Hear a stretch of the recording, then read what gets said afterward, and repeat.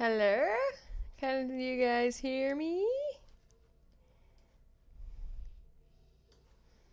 Hi, girly. Welcome to In Frame. How's everyone doing?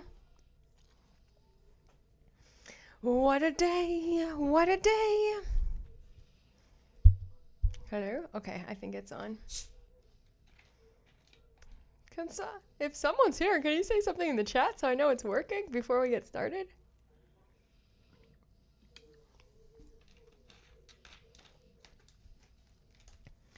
Do.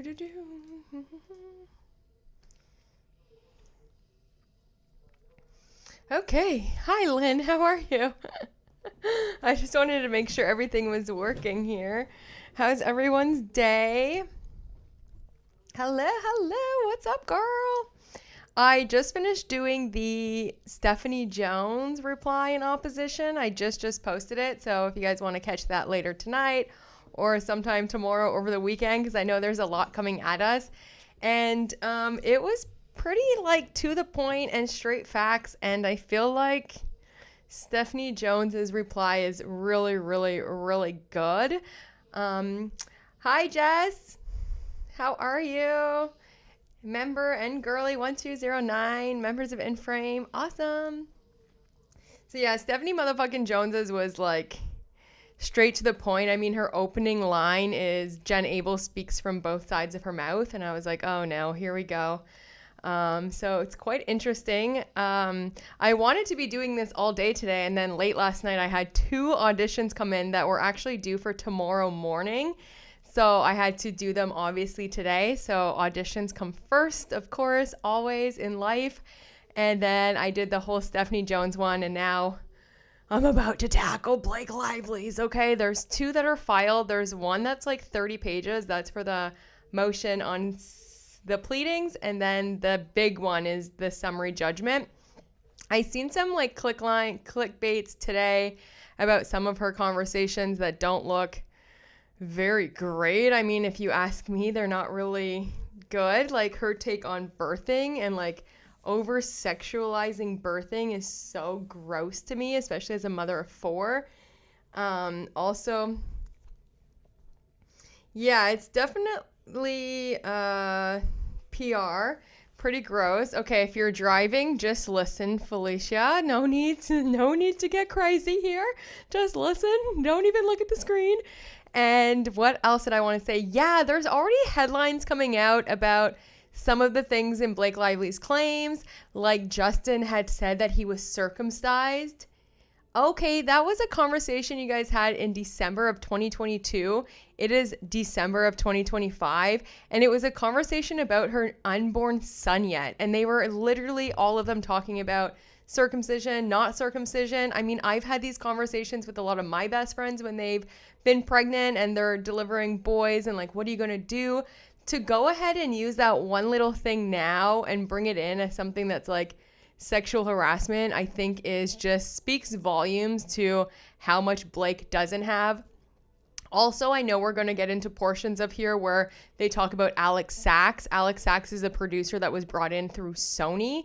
I don't know how much Ryan and Blake are paying her, but allegedly she's now completely turned, which has happened. I just had lasagna and I'm drinking a Pepsi, guys, so bear with me. This Alex Sachs woman, you know, she kind of turned around the book Bonanza kind of time. So before that, it seemed like she was fine with them. And now all of a sudden, oh, Justin Baldoni harassed her too because he yelled at her. I don't think Blake Lively knows what an actual toxic work environment is, because these all are just things that happen when you're working with like people in very stressful situations. So why would she take a role if she was uncomfortable? Blake is goofy AF. Yeah, I mean, it's just, I don't know if she's going to work for a very, very long time, because I don't know what director or producer is honestly going to trust working with her, like, unless it's the Fig guy from A Simple Favor, or Ryan buys her more roles. But she got offended because Ryan maybe isn't circumcised. Yeah, okay, I could definitely see that. That's actually pretty funny. But it's very, very petty. Definitely Copper Mountain. It's extremely petty, and it's just like please, these people, I pray, stay far away from me. People like this, people with this mentality that are going to use any little thing to use against you. They take any little slight conversation and turn it on its head. I mean, it's just absolutely disgusting. And I don't want anything to do with people like this. Blake Lively right now is grasping for straws. So with that, because this is very long, guys, this one's about 72 pages. So it's going to take a while to get through. And then the other one's 30. So I'm hoping that we can get both of them done today. And then I know that there's a whole bunch of unsealed text messages. One from Emily Baldoni. Hey, I've been saying it since the beginning. I was like, ain't no way this man's wife didn't have nothing to say. You have radars go off, especially as women. We have a deep intuition, especially when you're a very in-tuned, self-aware person. You can tell what's going on, you know? And I knew Emily Baldoni clocked her from the beginning. That's probably why Justin did keep all of his records, all of the texts, everything like that, every single email. And now there's a text from Emily Baldoni, the one, the only, being like, no, F this bitch. Like, we're going to fight her. Do you know what I mean? So I loved that. So cool. And yeah, for a reason, right? Like, you want them to say this public apology because you forced your husband's maximum extortion, maximum effort, their company to come in, and they absolutely failed you. So now you want to blame Wayfair? Like, girl, you wanted to control. There's the control. You had all of it. You literally had the entire control of the edit, all of the post-production, and all of the PR. The PR backfired, and now you need someone to blame. Well, hello, ding, ding, ding. You blame the person that's in charge, which is Blake Lively and Ryan Reynolds. They had the entire control of the PR. So to me, that does not make sense. But yeah, Emily is also my new favorite Baldoni. I mean, let's go, girl. And I really liked, I had said previously I'd done videos on it, like why I think Blake Lively hated the Wayfair wives. And I think she always had something against Natasha Heath, and Emily Baldoni. And we have to remember that Emily Baldoni was on set. She actually played one of the doctors. So there's the OBGYN who apparently sexually harassed Blake too. And then there's also another doctor played by Emily Baldoni. So she was on set all the time. It's like, okay, if there was a problem, don't you think that, Blake could have even went to Emily and been like, yo, I think your husband is a little like, he's losing it. He's angry all the time. He's saying inappropriate things. And that probably would have been worked out, but of course not, because there wasn't a problem. Just like when Steve Sarowitz was on set and Blake Lively didn't say anything to him either. So it just seems like there is these small, uncomfortable moments or little tiny like disagreements, which like happen if you're an adult, you know, you have disagreements with people.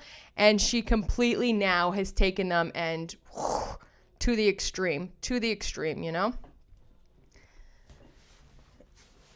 Yeah, exactly, Copper. You're exactly right. Copper Mountain says every accusation that she had, they have footage of all of it, thanks to Emily Baldoni. Yeah, and they recorded a lot of B-roll and behind the scenes, and I think they recorded all of those behind the scenes because they needed to catch these girls doing all of this vile stuff. And when you have a toxic person going around, you know, taking the whole cast, turning the whole cast against you, which Blake Lively is really good at. Look at what she also did on Gossip Girl with Penn Badgley. You need documentation of that kind of stuff. I don't know if anyone's gone to get this CD yet. There are audio recordings waiting to get picked up. Hopefully, I think everyone's just kind of torn. We're all just, you know, reading all of this stuff for right now. So it's like, somebody better go down and get it. Okay, I'm just going to set up the system here. Oh, there we go. Bam. Is this the... This is the one. I also watched Little Girl Attorney's TikTok this afternoon, which was really good. I love her breakdowns. Oh my gosh, she's one of my favorite creators. And she was actually saying how this is not great for Blake and that it was late. She was a day late. See the filing at the top? December 4th. It was due December 3rd. What are you doing being late? Already it shouldn't be accepted. Imagine if the Wayfair people were late even one day. holy moly, there'd be sanctions, motion to compel, there'd be wanting to silence them. I mean, oh my gosh. Thank you so much for the super. Appreciate it at Jungle Vitel. Thank you so much. Actually, with that, I wanted to keep a little notepad. Okay, but how's everyone doing so far, you know, trying to ingest all of the information coming at you? It's quite a lot today. Even this morning, last night I tried to stay up late. I read the Stephanie Jones one. I skimmed through it. The introduction already made me so frustrated. I'm like, I don't want to go to bed angry. Stephanie motherfucking Jones is my public enemy number one.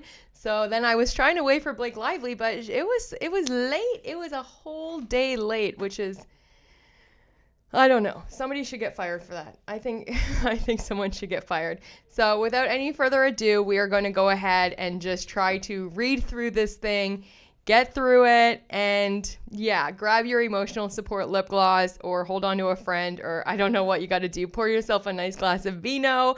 Do whatever you got to do, okay? The selected party version was filed because midnight, just the public redacted one. Ooh, thank you, Katie. Oh my gosh, it's midnight, Sharon. But you're here. Okay, well, try to hang in there, girl. But I'm going to take the live, of course, and I'll post it in clips. So you'll at least be able to, if you doze off on me, you'll be able to get it there. So here we go. So this is it. This is the big reply. Oh my gosh, there's a lot of intro, a lot of table of contents. Blake Lively.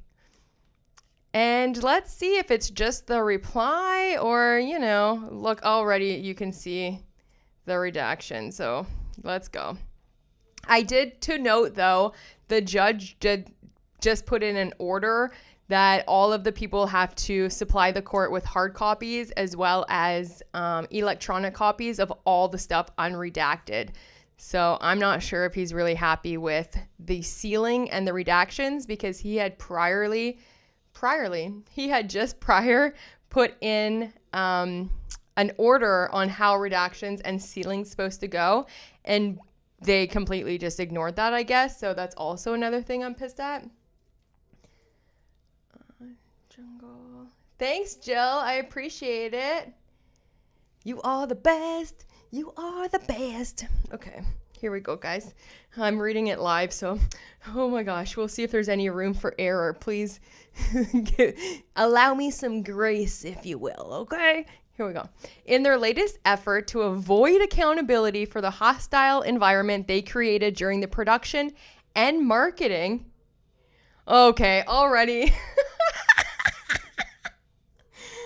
They didn't do the marketing. Maximum Effort did. So already we're like, okay, it begins. Here we go. Yeah, the redactions are all for PR. Even the Stephanie motherfucking Jones one, she redacted words that and text that we already have seen, and words that don't make no sense. Don't make no sense. So thanks, Jess. I appreciate that. Yeah, please comment. Hopefully more people come. But also, this might be a long one, guys. So I will definitely clip them and put them up as well. No worries. Okay.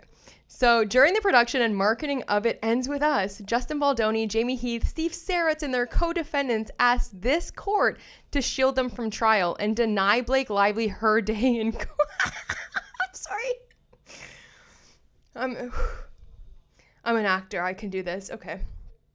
And deny Blake Lively her day in court by throwing the kitchen sink at Lively's sexual harassment and retaliation claims.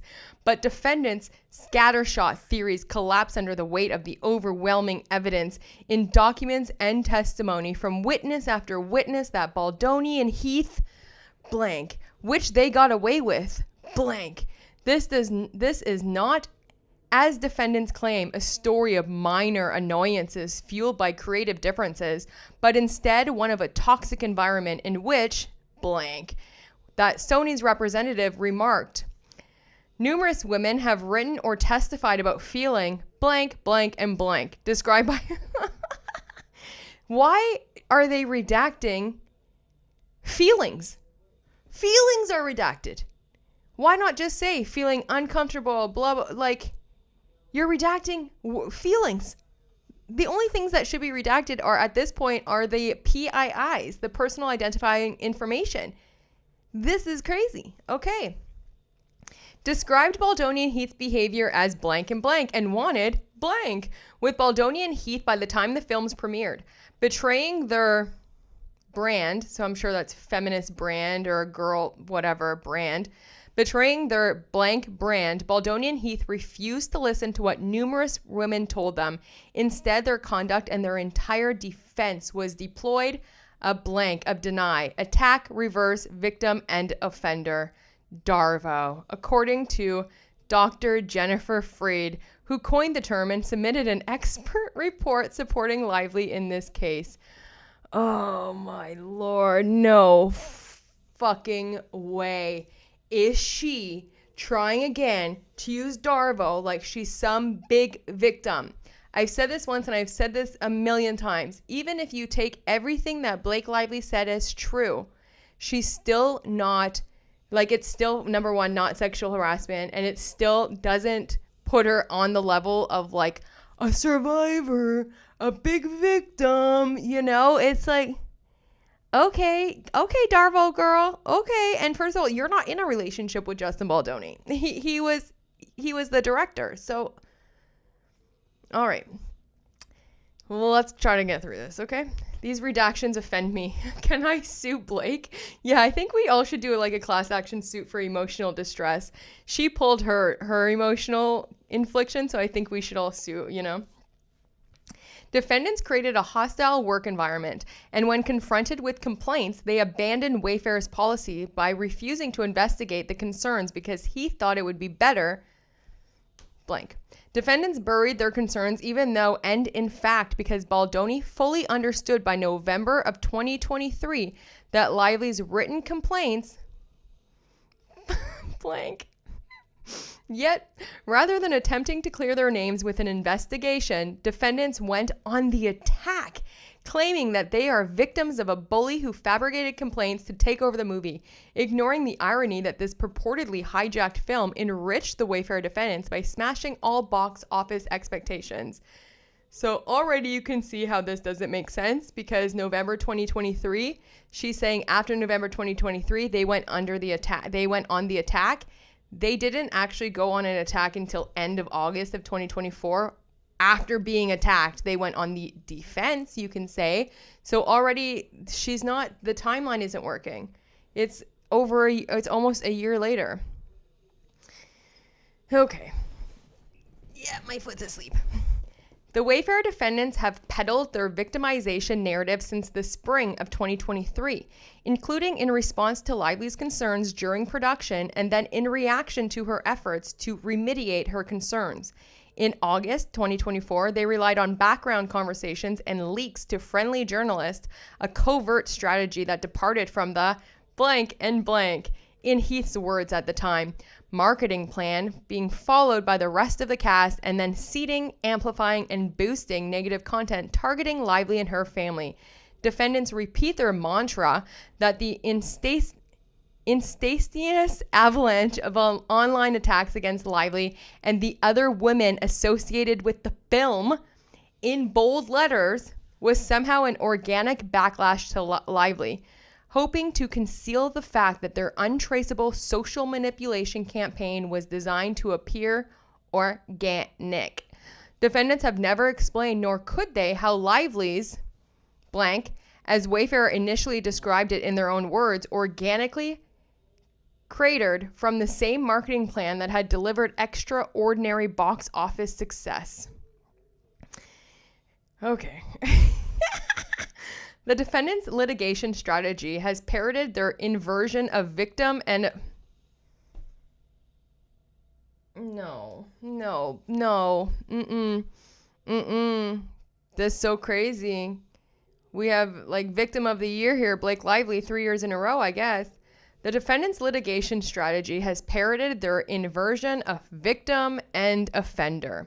Defendants filed a frivolous lawsuit, now dismissed, and their lawyers supercharged the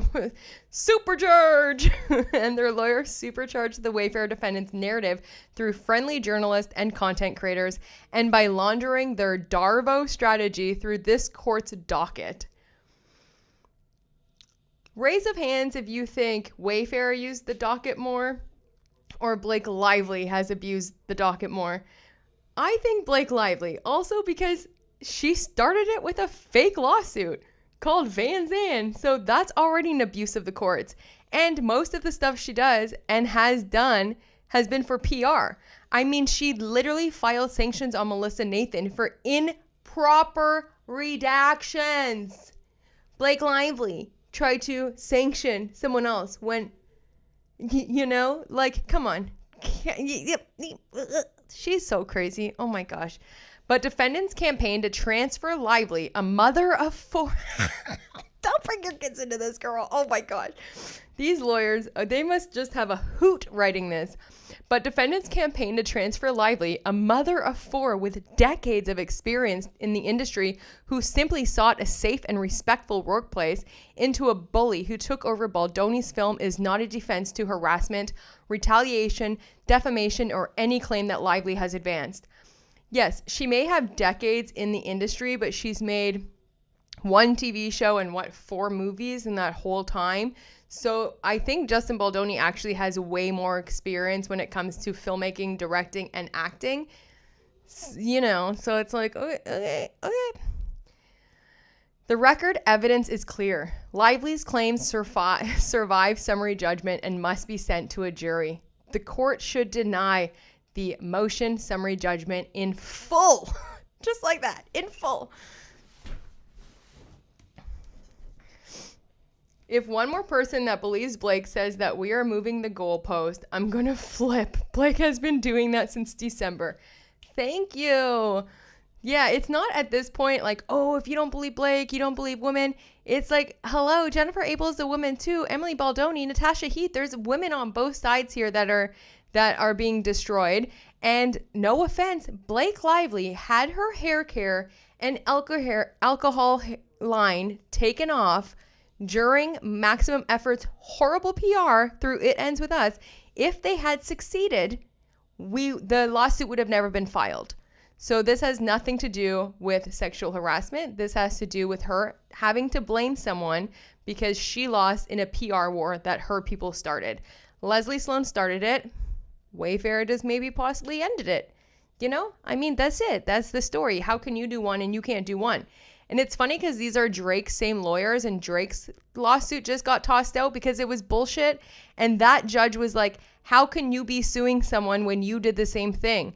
You had this song come out. He had this song come out. You did this song. He did this song. I feel like we're in the exact same loop, and their lawyers just must be like really loving losing. I don't know. Ryan Reynolds does give the Shining vibes. He's seriously, his serious face is really actually scary. Like he looks like a sociopath. In my opinion, all alleged. Everything I ever say is alleged and for entertainment purposes, okay? Baldoni and Wayfair curated a misleading feminist brand. Oh gosh, here we go. In 2017, Baldoni launched the Man Enough brand, which he describes as a movement around healthy manhood and greater equity for all. In public commentary, Baldoni openly admitted to a history of mistreating women, estimating that there is a 1,000,000% probability that there is a woman or two that he has in some way made uncomfortable by saying something or doing something that was chauvinistic or sexist, and that he did not always ask for consent. Yeah, try growing up in the 90s and the 2000s. I mean, in the early 2000s, like it was a way different conversation for women. I mean, yeah, even growing up and the men making like kind of, you know, these jokes and these comments and stuff, like it wasn't always where, you know, the line is now, thankfully, for consent anyway. So I like that he obviously made mistakes and then admitted them and is trying to teach other people. Other than, you know, I've talked about this at nauseum when they first came out, because this is kind of a regurgitated statement from her.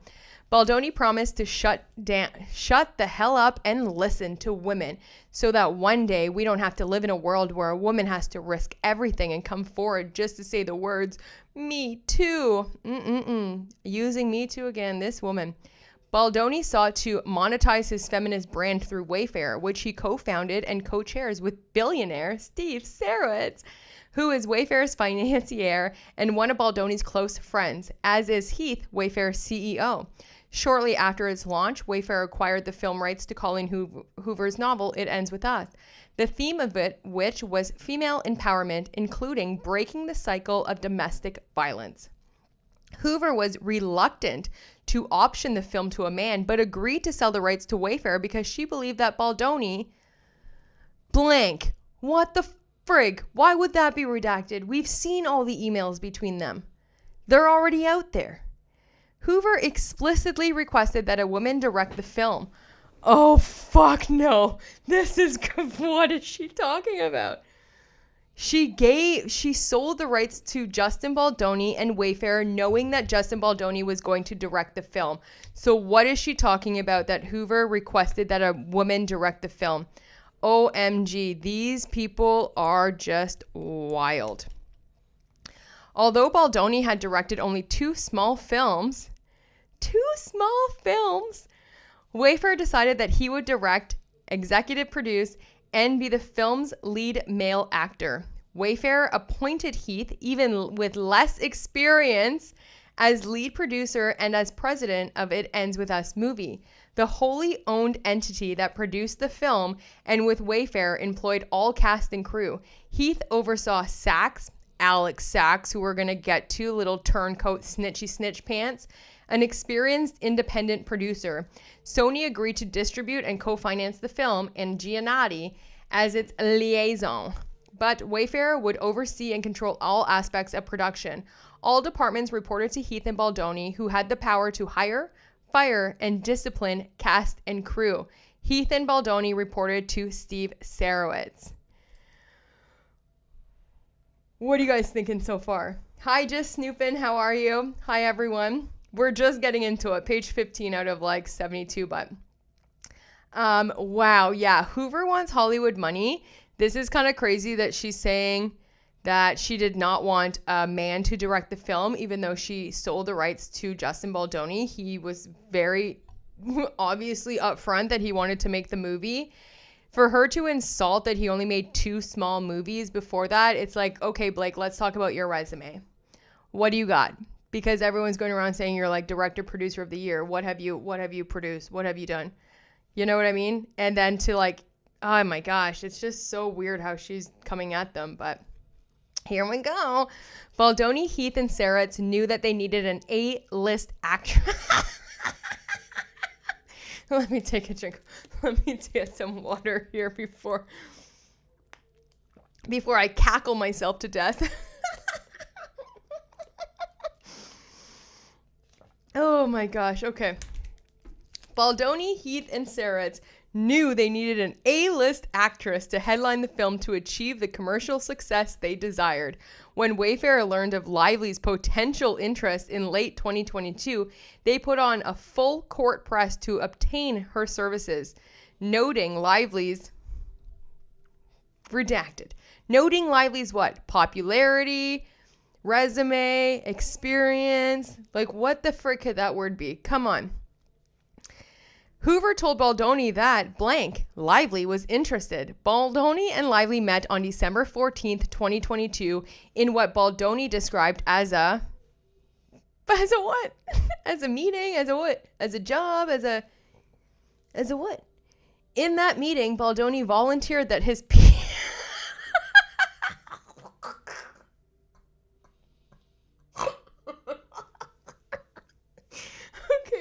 Okay, we're going straight into private parts immediately. Okay. In that meeting, Baldoni volunteered that his penis was circumcised without Lively expressing any interest in the subject of Baldoni's genitalia. gosh. Oh my god. This is insane. Lively letter. So he just walked into your condo. He's like, hey Blake, hey Ryan, what's up nannies? Hey assistant, how you doing? My penis is circumcised. Come on, there was no conversation. Like, hi Dima, thank you so much. Yeah, it's Stephanie motherfucking Jones. That video was crazy, but this is even crazier. This is okay.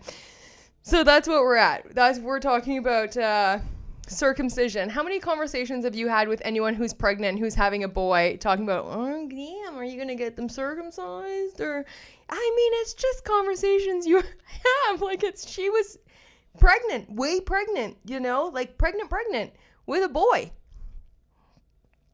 Lively later spoke with Plank. Here we go, because Liz Plank, you've got off too easy so far, and I'm happy that she's actually bringing your name up now. Let's go. Lively later spoke with Liz Plank, Baldoni's longtime podcast host, who blank her blank of working with Baldoni, but indicated that he had worked on himself, so she was hopeful that Lively would not have issues. Lively was disturbed but assuaged by Baldoni's purported commitment to being a feminist devoted to combating toxic masculinity. Lively agreed to play Lily Bloom because she believed in the film's message of female empowerment, personally and professionally, and of the importance of ending the cycle of abuse.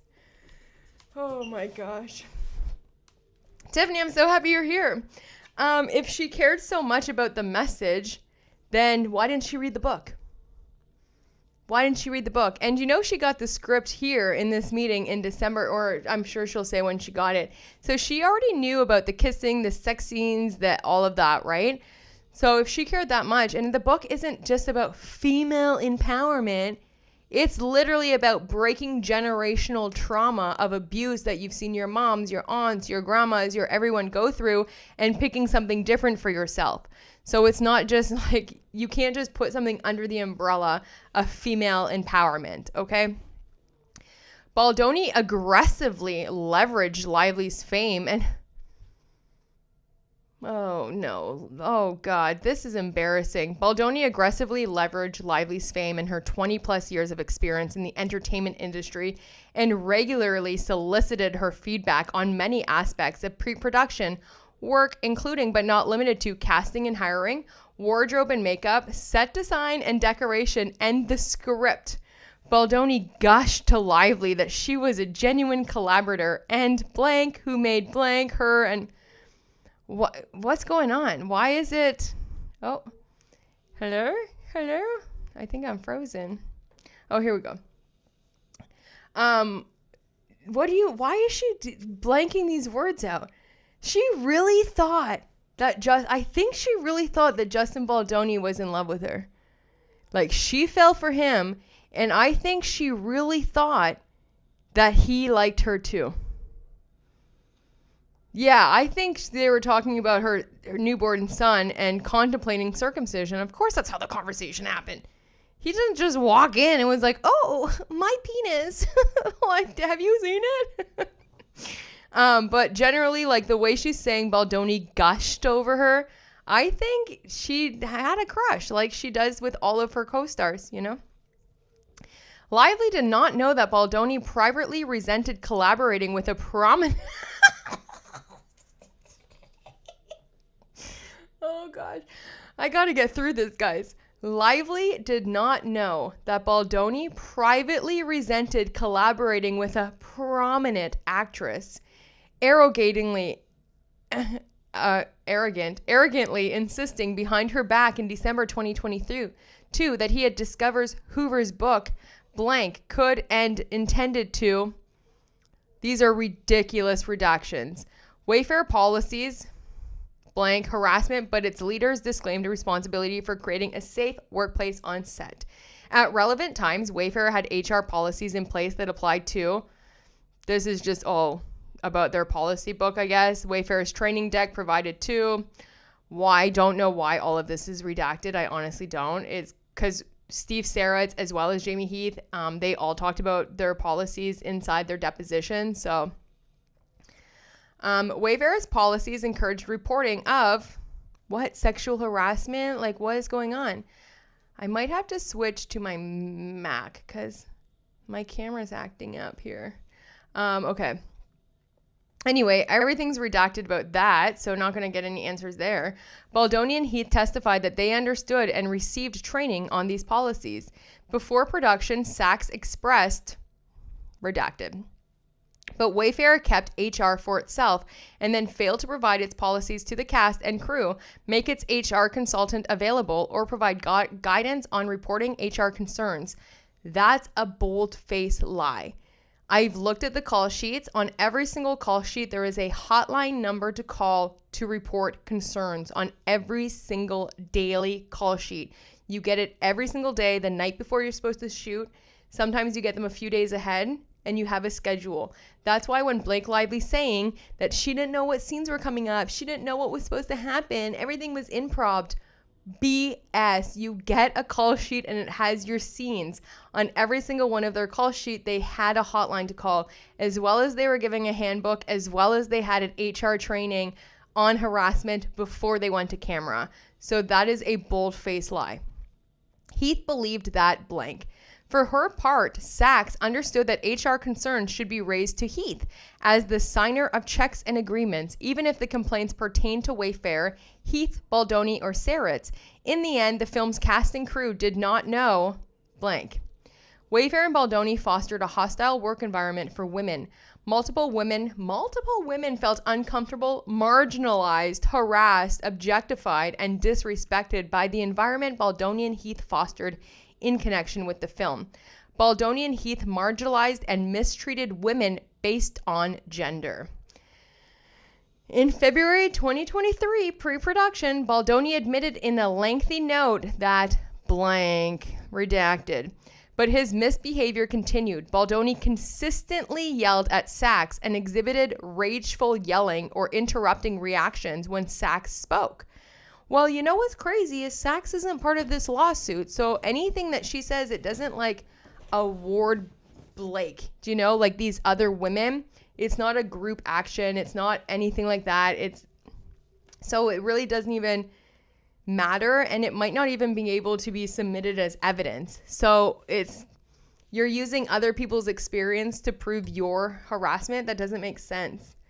It's like, okay, anyway, we move on. I don't like this Alex Saks person because she was fine texting them and doing all of this stuff until she had one night at Blake Lively's screening and all of a sudden said to them, I don't want to talk to you anymore. So, I don't believe anything that this woman says because she's really turned her story around and it's shown through her own text messages. Saks recounted one time when Baldoni, upset with Saks' input on the film, came up behind where she was sitting and yelled and then slammed his hands on the chair next to her and stormed away. Saks immediately warned Heath and Giannotti, seated behind her, that she would walk off the movie if Baldoni behaved that way again. As the only woman and non-Wayfair producer on the set, Saks felt sidelined by Baldoni and Heath, and she also observed Baldoni being very dismissive of the film's screenwriter, Hall, who he did not seem to respect as a female voice on the team and on a movie like this that felt especially bad. Oh gosh, what do you guys think about that? I need to take a little bevy break.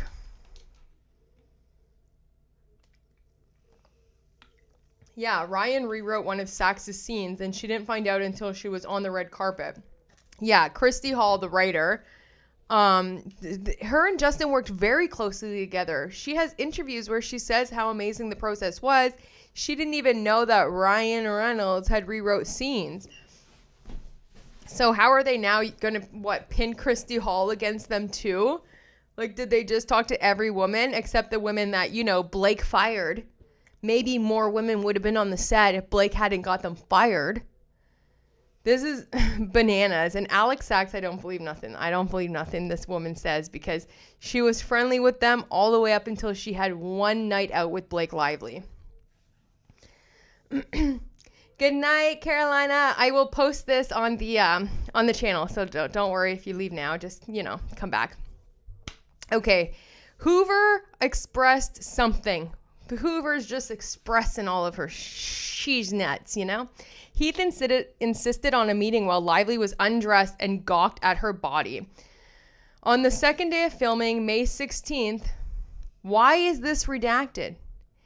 This is literally the day that he apparently walked into the trailer when Blake was... What? This is so crazy. This is redacted. She's put it in her complaint, in her amended complaint, in her second amended complaint. And now she's redacting it? Do you think she's redacting it because she completely changed the story again for the third time? Oh my gosh. Then she's going to say all three women said. So what the story is Blake said that he just charged into her trailer. Jamie Heath said that he knocked. He heard them say come in. And when he went in, the girl was like covering Blake. And they were like, no, we said don't come in. He's like, okay, I'll go out. And they were like, no, just turn around. Blake was like, just turn around. What do you want? Just don't look at me.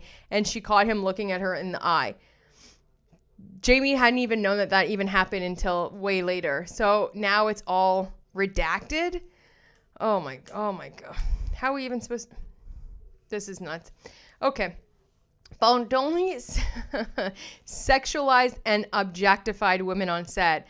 During a rehearsal on May 23rd, 2023, redacted.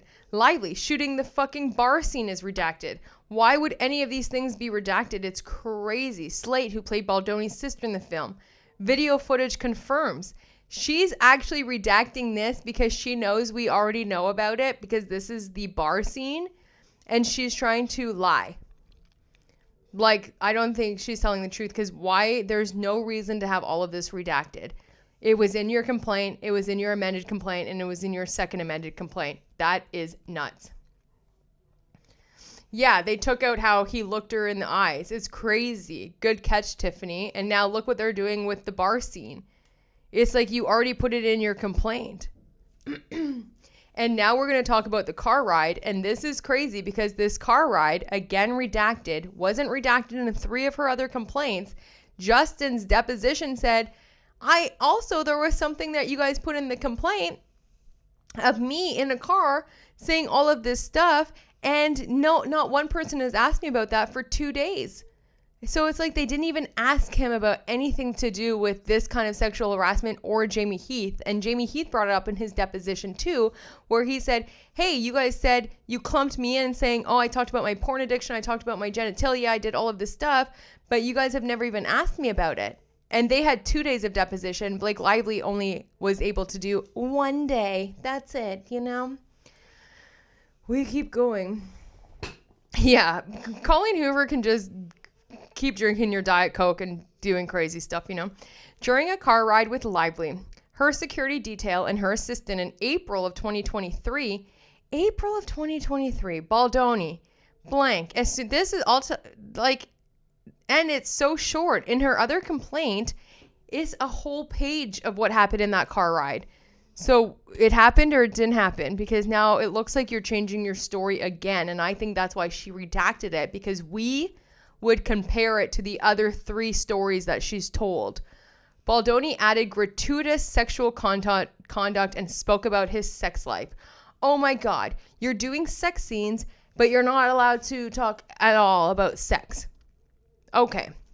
The ALA can't see it. Yet Baldoni added gratuitous sexual content without her knowledge or consent, such as Baldoni did not explain why.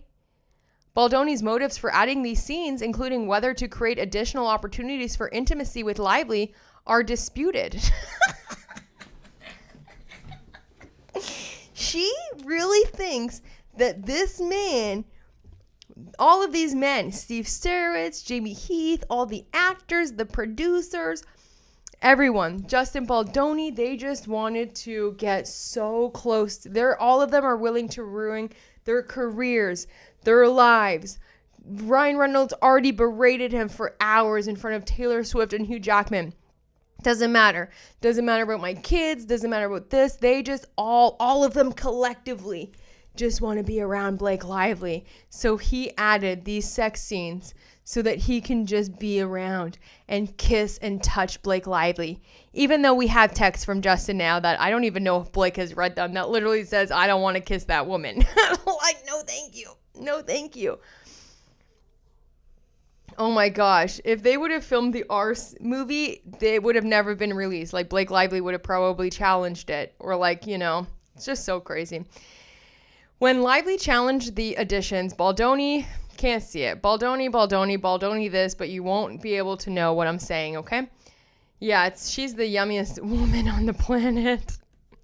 Baldoni was fixated with Lively's weight. No, Lively, you were obsessed with your weight. You and your husband were obsessed with your body. That's why you didn't play Lady Deadpool, because you weren't fit enough. And then you were very insecure about that. And then you went onto the set. So anytime anyone brought up anything about your body, you took it personally, and not as Lily Bloom or about an actor trying to portray a certain character. That's it. Having given birth to her fourth child shortly before accepting the role, Baldoni undermined her confidence behind her back in invasive and humiliating ways on or about April 24th, 2023, and without Lively's consent, Baldoni reached out to the personal trainer and asked how much she weighed. Pretty easy. Why is it blanked out?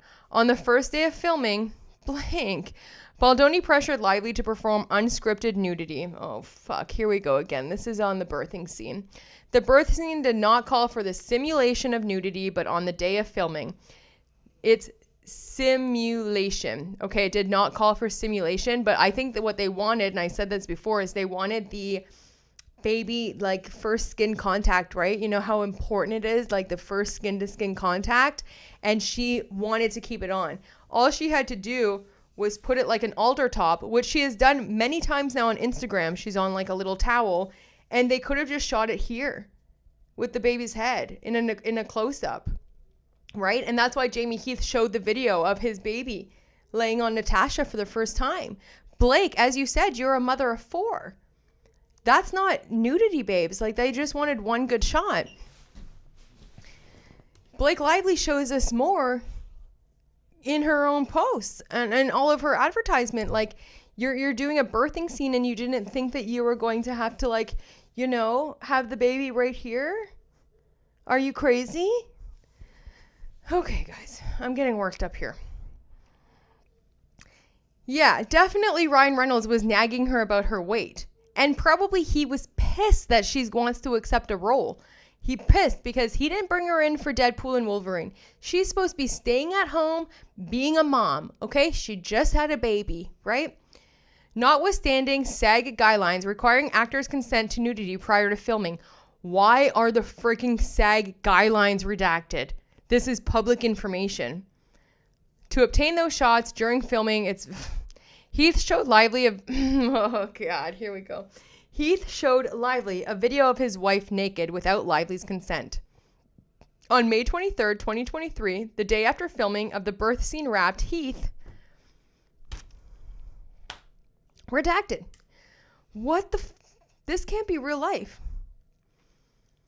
And then it does say in the footnote here something about Steve Saritz. Steve Saritz, who was on set the day of the birth scene, testified, well, I might have technically been non-essential, but I did invest $30 million and paid for her salary, or at least my share of it, as well as the other actors, and I consider that to be essential. Lively considers that not to be essential. She can send me a check.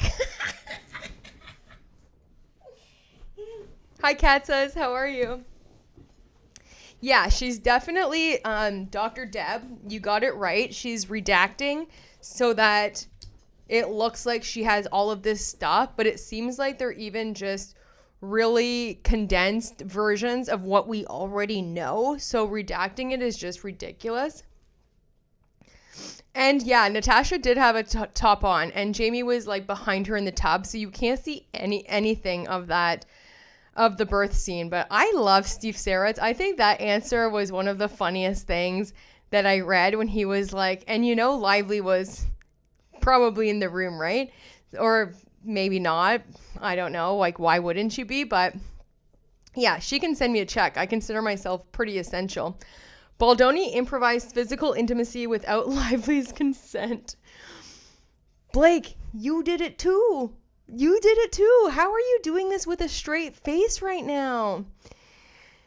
Also on May 23rd, 2023, Lively and Baldoni shot the dance scene. As such, redacted.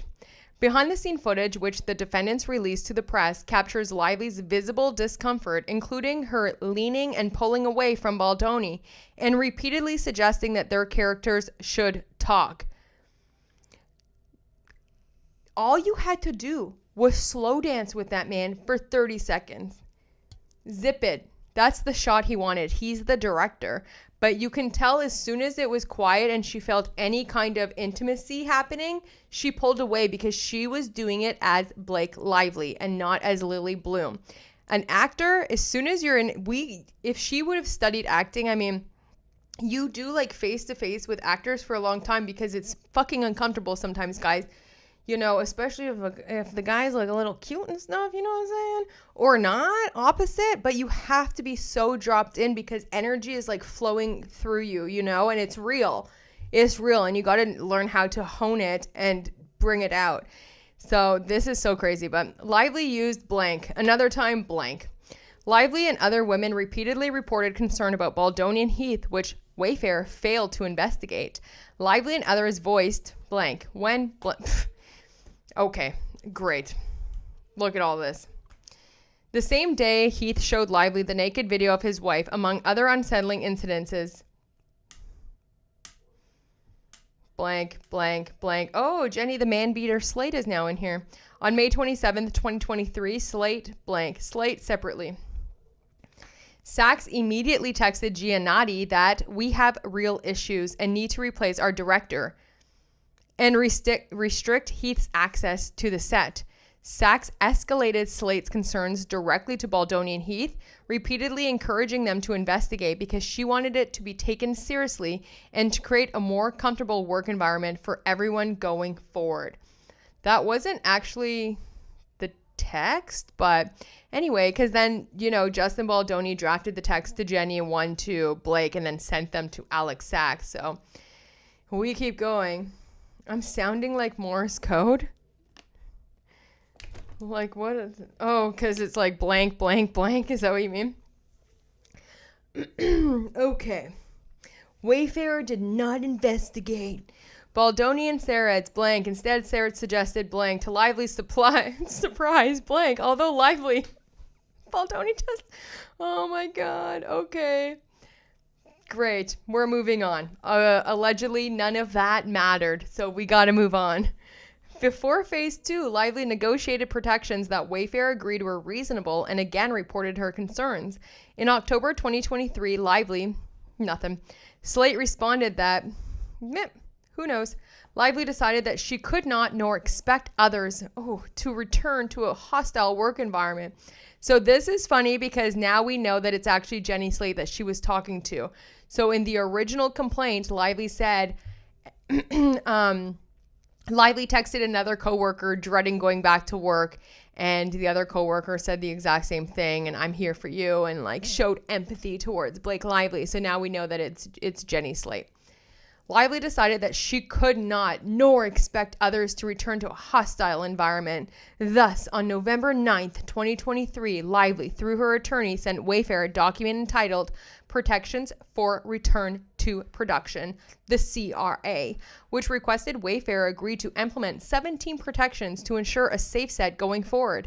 The CRA required inter alia the presence of an intimacy coordinator when Lively was on set, restricted set access during intimacy and other exposing scenes, prohibited spontaneous improvisation of intimacy, touching, or nudity, comments about Lively's body or appearance, discussion of personal sexual experiences, or intrusion into Lively's trailer while she's undressed. It also expressly addressed retaliation. Yeah, all claims returned to Blake. She knew she was making a hostile work environment. How can you expect to come on set, have such a freaking attitude, do all of these things, turn the cast, talk to every woman on there, like especially her and Jenny Slate, right? She never even did one day on set with Isabella. So this is just her and Jenny Slate. And her sister Robin Lively was also an actress hired. So imagine those three being so mean with each other. Justin couldn't do anything right. Jamie probably couldn't do anything right. No matter what they said, no matter what they did, no matter what. It would have been like, oh, like as soon as, you know, those times where it's like, as soon as you turn around, you can tell that these people are like talking about you or like they don't like you and stuff. Oh, I hate that. It's so awkward. Yeah, I fully believe you. She was setting Justin up from the beginning, 100%. There shall be no retaliation of any kind against Blake Lively for anything, ever, ever, ever. She's allowed to do whatever she wants and you can't do nothing back. That's basically what the document says. Any changes in attitude, sarcasm, marginalization, or other negative behavior, either on set or otherwise, including during PR and promotional work as a result of these requests, is retaliatory and unacceptable and will be met with immediate action. Further, it mandated an all-hands meeting before it resumed. No, it didn't. You literally texted Justin saying, hey, I'm back. I would love to see you. Let's talk today at 3. You can come alone. Or, you know, other people can come too. All hands meeting, please. Notwithstanding the private nature of the communication, Baldoni and Heath. Guys, this is all about the meeting. Okay. Like, what is she doing? On January 4th, 2024, Baldoni.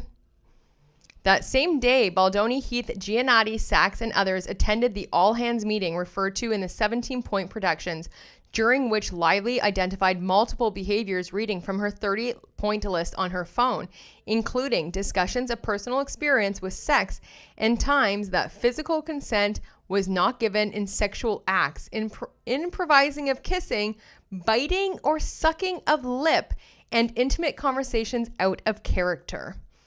Who does this? Who does this remind you of? Blake Lively did all of these things. She literally texted this man, no teeth. I bite with no teeth. She literally improv'd behind the scenes footage. I seen them when they were filming of her sucking on his lip. I think Ryan Reynolds saw the dailies and lost his mind. That's honestly what I think. Hi, thank you, Elena. I appreciate you. Oh, you're wonderful too. Thank you. The next day, Baldoni blank again. Wow, so much stuff here to work on. Sony exercised its right to edit its own version of the film with Lively's help. Production of the film resumed from January 5th, 2024.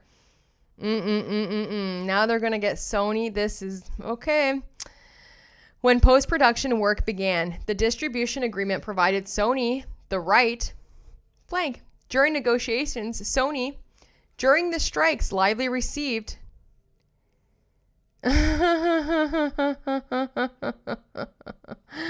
Lively, so if you received something during the strike, right, that she can edit the film, or they're going to look for editors, or do they know anybody? I don't know what this redaction is. It could be freaking anything. It could be Lively received a present with a teddy bear in it. I mean, it could be anything, but if they're talking about Sony, then it's probably like she received email saying they're looking for editors, something like that, right? Like that's what I'm assuming.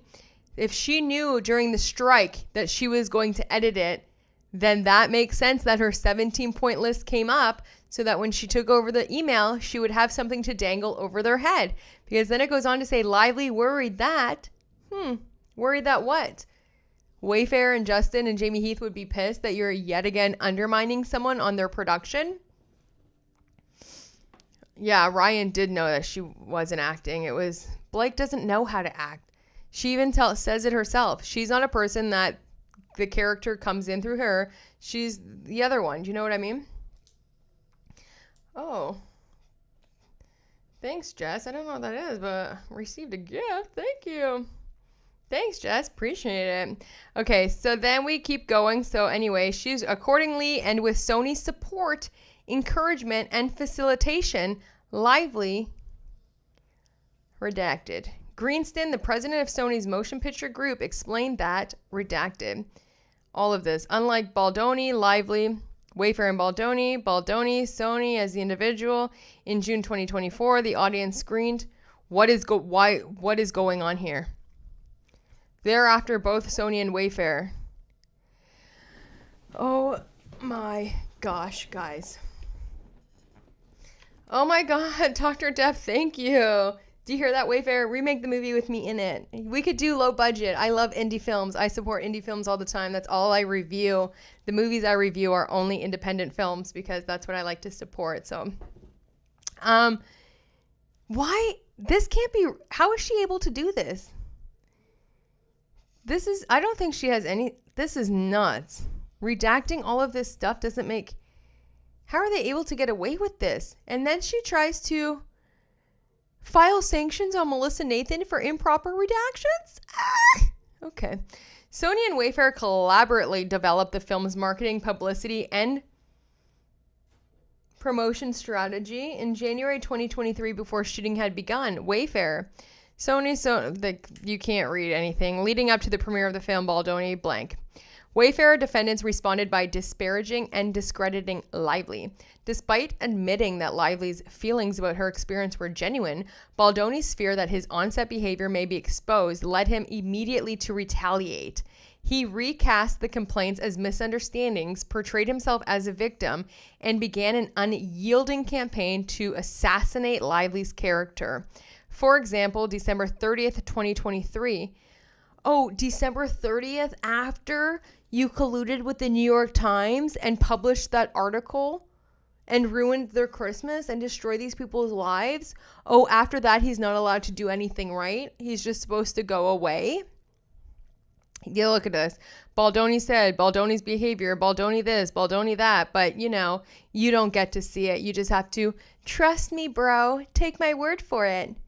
In truth, the blank who were talking about and disparaging Lively and Heath and Baldoni. During a dinner with Hoover and her friend in Los Angeles on May 6th, 2024, following the successful trailer launch event, Baldoni and Heath blank. Well, you know that they were talking to them and they were telling them about all the horrible things that Blake Lively did. We already know that. And then guess what? Colleen Hoover went and called Brandon Sklenar, of all people, and told him. And then Sklenar went and told Ryan Reynolds, which is like, okay. Heath and Baldoni, okay, rather than dispute Lively's qualifications, blank. The Wayfair defendants hired crisis experts to bury Lively by discrediting her claims and assassinating her character. The Wayfair defendants planned to go on the offensive from the outset. On May 17th, 2024, months before the film's scheduled premiere, Baldoni. 5 days later, Baldoni asked again.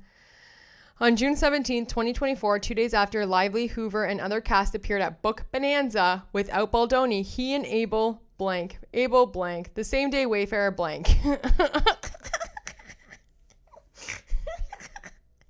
Around the same time. Oh my gosh. Where is it? It was 2023. Where does it say on June 17th? Oh my gosh. This is just so crazy. Around the same time, Sony learned blank as Baldoni. In mid-June 2024, Sachs, who herself did not want to be pictured with Baldoni or Heath, conveyed to Sony that Christy Hall, the screenwriter who Lively had never met, won't do press with Justin, doesn't even want to be on the red carpet with him. Hoover blank, Slate blank, Isabel Ferrer. So what? Colleen, Christy Hall, Alex Sachs, Jenny Slate, Isabel Ferrer. Sierra saying Justin Baldoni has been doing films and movies for 20 plus years. Jane the Virgin, all of the movies, working with Sabrina Carpenter, all of these people, has never, ever, even once, remotely once, had anybody make any kind of complaint about him, ever. And this is what's happening on his biggest film project ever.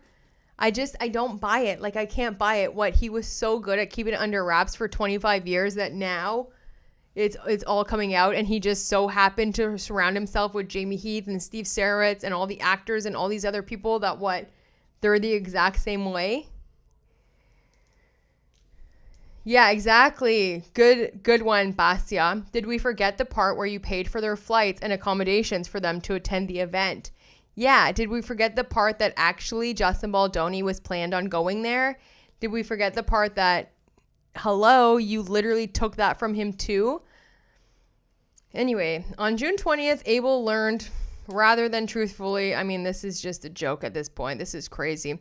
As the defendants were planning an offensive move for Baldoni, the film's marketing plan was eliciting an overwhelming positive public...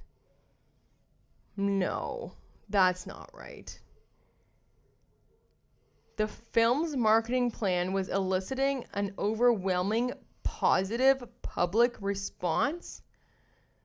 Sony, which was systematically tracking responses to the film? That's not true. I was very active following It Ends With Us in August, and I'm telling you right now, no, it's not true. Even People magazine reported how horrible it was doing, and Ryan Reynolds is in their pocket. You know what I'm saying? Greenston, who bore ultimate responsibility for the film's marketing, blank, which had begun months before and included wearing floral... She's never going to let the florals go. Wearing florals at promotional events and encouraging viewers to do the same. By July 22nd, 2025, Baldoni knew that blank. The same day, Lively told Sony that blank. By this time, Lively blank, blank, blank, blank, blank, blank, blank. Baldoni and Wayfair hired a California-based crisis team to bury Lively.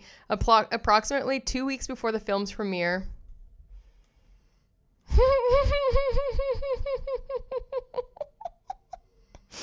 Y'all see these redactions? Oh my gosh. It does exactly, Lassar. It makes no sense that he would start a smear campaign during the premiere of their movie. It makes no sense. Everyone wants a movie to go off without hitch, especially if you're looking to get any kind of nominations for Oscars or Golden Globes or anything. You literally have to have the best, like that PR, like the month of PR has to be like, most people use that launch of the PR for a nomination, because if you have any kind of anything go wrong during it, nice try, you know?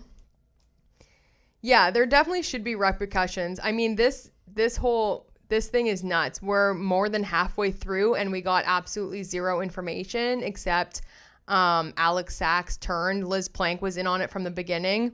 That's pretty much all we've learned that's new. Abel did not wait for negative attacks. Oh, no, she didn't? Okay. That's very interesting because I just did Stephanie Jones, and Stephanie Jones said that on August 7th, Nathan and Abel were texting, getting frustrated that they weren't able to do anything. They weren't able to attack her back. So how is Stephanie motherfucking Jones saying that by August 7th, Abel was frustrated that she couldn't do any attack moves, and Blake Lively's over here saying that she didn't wait? Somebody's lying, okay? Abel did not wait for negative attacks. On July 31st, 2024, she texted Wayfair about having seeded the weaponized feminism narrative with a writer for People, Fox News, In Touch, and US Weekly, explaining she is fully briefed on the situation and is armed and ready to take this story of Blake weaponizing feminism to any of her outlets the minute we give her the green light. Right, but what you're missing is she never actually published the story, and we have the text, like we have evidence of this. So this is a bull-faced lie. Abel did this notwithstanding, but then Abel actually said that in her deposition and everything, she never touched this story again because she never got the green light. In fact, she never even talked to any of these reporters again. So is that why it's redacted? Okay. A similar strategy of planting a seed earlier onto position your truth narrative around the ordeal in a subtle way appeared in a scenario planning doc. Oh, I guess we only talked about sexual harassment for what, 5 pages? And now it's the smear? Because we haven't talked about it in a while. Okay. Similar strategy of planting a seed earlier onto position your truth narrative around the ordeal in a subtle way appeared in a scenario planning document tag sent to Wayfair, which set forth scenarios that we should be prepared for should Blake Lively and her team make her grievances public. Should Blake Lively and her team, which she didn't because they weren't grievances. You know, which she didn't. So crazy. Okay. Oh my gosh. Tag recommended that Wayfair get ahead of the narrative with key messaging points, including when Blake Lively wasn't able to get her way on set or behind scenes, she involved her husband to create an imbalance of power between her and Justin Baldoni. Truth. Blake Lively's less favorable reputation in the industry spans decades and has been reported. Truth. There is a clear, likely motive due to the film's value and fan base in which Blake Lively is attempting to bully her way into buying the rights for It Starts With Us. Truth. Where's the lie? Can someone point the lie to me, please? Because, yeah, I don't see it. Those are all true, so it can't even be like real defamation if you're just like out there saying the truth, you know what I'm saying? The scenario planning document also suggested that the tag team can explore planting stories about the weaponization of feminism and how people in Blake Lively's circle, like Taylor Swift, have been accused of utilizing these tactics to bully into getting what they want. Truth. Baldoni found the scenario planning document to be insufficiently aggressive. He told Abel that he doesn't feel like he's as protected on the call as he was. He doesn't feel like he's as protected as he was on the call. Why is that redacted? Abel conveyed that Baldoni wants to feel like Lively can be buried. Nathan explained, when we send over documents, we can't send over the work we will or could do, because that could get us in a lot of trouble, she explained. We can't write what we will destroy her. Imagine if a document saying all the things that he wants ends up in the wrong hands. She observed that, we can bury anyone, but I can't write that to him. But interesting how they got those texts anyway, huh? Van Zandt, Stephanie motherfucking Jones, Blake Lively. Nathan and Abel plan to blank, blank, blank. Look at this. This isn't real life. This is crazy, because in her original complaint, again, in her amended and in her second amended, we got the information, this information now is just at this point regurgitated about the smear campaign and how it went. So this is just like, what's going on, Hi, Stephanie. Yeah, what's up? Stephanie, nice to have you. Wayfair engaged Tag on August 3rd, 2024. Nathan immediately got to work. On August 4th, Tag, Nathan, and Abel did who knows. As the film August 5th, 2025 press junket approached, blank, Baldoni's abrupt departure from the approved marketing strategy was not accidental. Maybe he did a little departure from the approved marketing strategy because you literally isolated him from everyone, took over the cast, brought in Hugh freaking Jackman and Ryan Reynolds to do weird little videos for It Ends With Us, his movie. Maybe that's why he just decided to do PR a little bit on his own, So ridiculous. It was a strategy devised by Tag to get ahead of Lively's claims before they became public. But you were never going to say them publicly. They didn't come public in August. In fact, even when you were on the phone with Megan Twohey in December, you said, "Oh, it's not that bad. I've been through much worse. I wasn't even going to say anything." Yeah, you weren't going to say anything because nothing that bad happened. You only said something because your hair care line tanked, your reputation tanked, and your booze line tanked. And probably your freaking marriage, if I'm being serious. Early on August 5th, 2024, Abel reported that during his first interview of the junket, Baldoni blank, blank, blank, blank, blank, blank, blank. Sony was right. Within a week, dozens of articles had regurgitated blank, using the word friction in speculation about on-set tensions. Baldoni also did something else that we'll never know.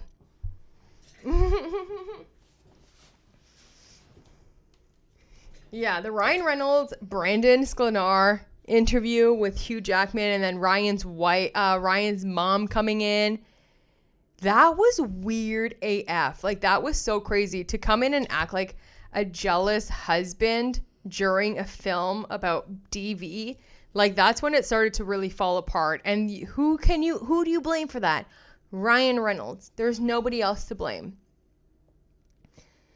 Yeah, they told Justin he wasn't allowed to be with the rest of the cast, and Blake Lively completely iced him out. I mean, as soon as she got into the editing room, her whole demeanor changed. Everything changed about her. You can't really make that up. Like, you can see her demeanor even through phase 2, even after the January 4th meeting. All of her texts, still nice, still great, still acting like her bestie, still begging Justin to be in the edit room as a passenger seat. She's like, I can't wait to put our heads together and work on this again. I can't wait to get in there with you. No, you couldn't wait to take the movie from him. And if you said that during the strike, Sony let you know that they're looking for an editor or they want Blake to edit or something, you knew since then. So, she's just such a liar, liar, liar. Oh, thank you, Nunu. Appreciate it. I would try to pronounce the whole thing, but...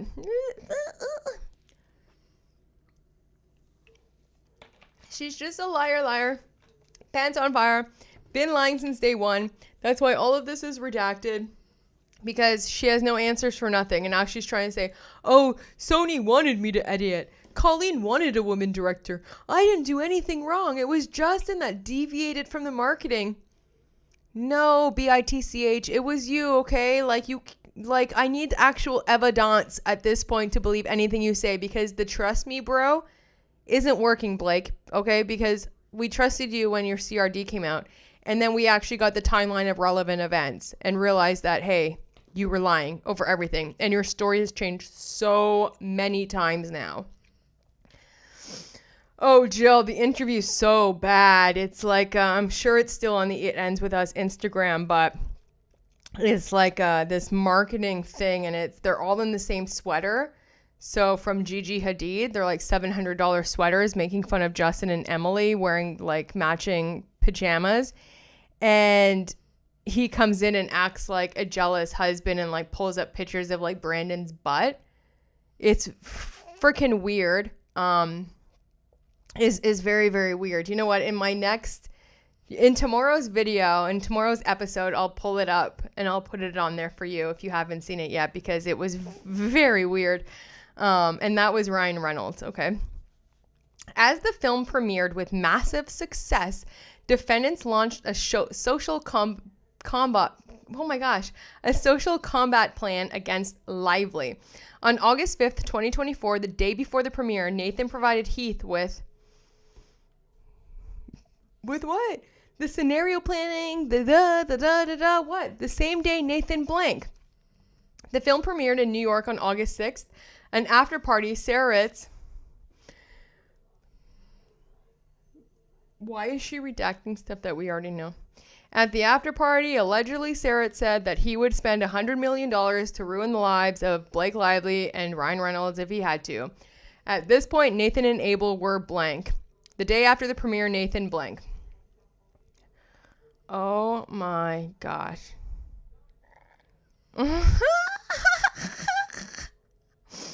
Can you guys look at this? This is all the stuff from PR. This is the proposal, the outline from Tag, which has been circulating for over almost exactly a year now.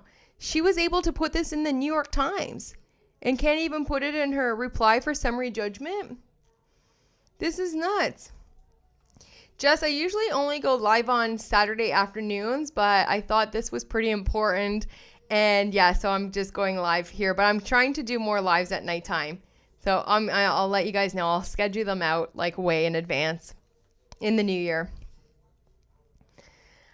This is just, yeah. I'm sure the judge is going to ask for this all to get redacted. Of course, Wayfair has, I think, 7 days to say what they want sealed or not sealed, or if continued sealing. So we'll see. But this is just really, really just wild. I know. Coastal, you're so right. I rewatched Ryan Reynolds' fake interview coming on to Brandon Sklenar, the jealous husband with Brandon. Didn't even have a single romantic scene with Blake. It was revolting. Exactly. I mean, they're like childhood loves or whatever, first loves, but they didn't even have any, like, even not even a kissing scene or anything. So the fact that he acted jealous towards Atlas, it definitely was probably supposed to be towards Justin Baldoni's character. Okay, let's go. On August 8th, 2024, upon arriving in Chicago following the New York press junket and premiere, Baldoni decided to depart entirely from the film's agreed-upon marketing plan. Girl, you said that in on the last page. Texting the team, JB social media group chat, something. We'll never know. We'll never know. But we do, because we've seen all of these text messages, which is why this is so ridiculous, because we've seen everything from Wayfair, all of their text messages, tons of text messages. Do you know how much we've seen from Blake Lively? Zero. The film was released into theaters on August 9th, the same day Wayfair blank. Tag Nathan and Abel were also blank. For example, blank. Later on August 9th, Tag employees blank. Later that day, Tag blank. That evening, Nathan and Abel celebrated that they blank. The next afternoon, Tag reported blank. During its first week of the film, according to Sony, the film performed. Like, you're not even going to let us know how the film, what Sony said about the film performing? There was consensus. Don't know what the consensus is either. Notwithstanding the film's success, Tag, Nathan, Abel, Wallace, and Street spent much of August 2024 working to disparage Lively's character and discredit any allegations that might arise, but never did, that might arise about Baldoni's on-set behavior by boosting derogatory content about Lively alongside glowing content about Baldoni. Just a few examples. Why would she want to hide this? Doesn't she want to convince obviously the judge gets it unredacted. Well, now he's actually asked for unredacted version. So that's crazy. But why would you want to hide any? This isn't private information. Do you know what I mean? So none of this should even be redacted as per the judge's own ruling. You know, it's kind of crazy. Thank you so much.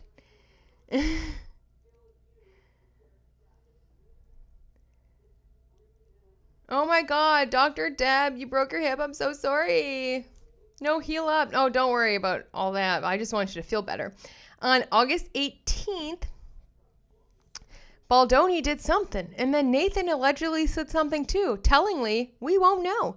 In the weeks after the film's release,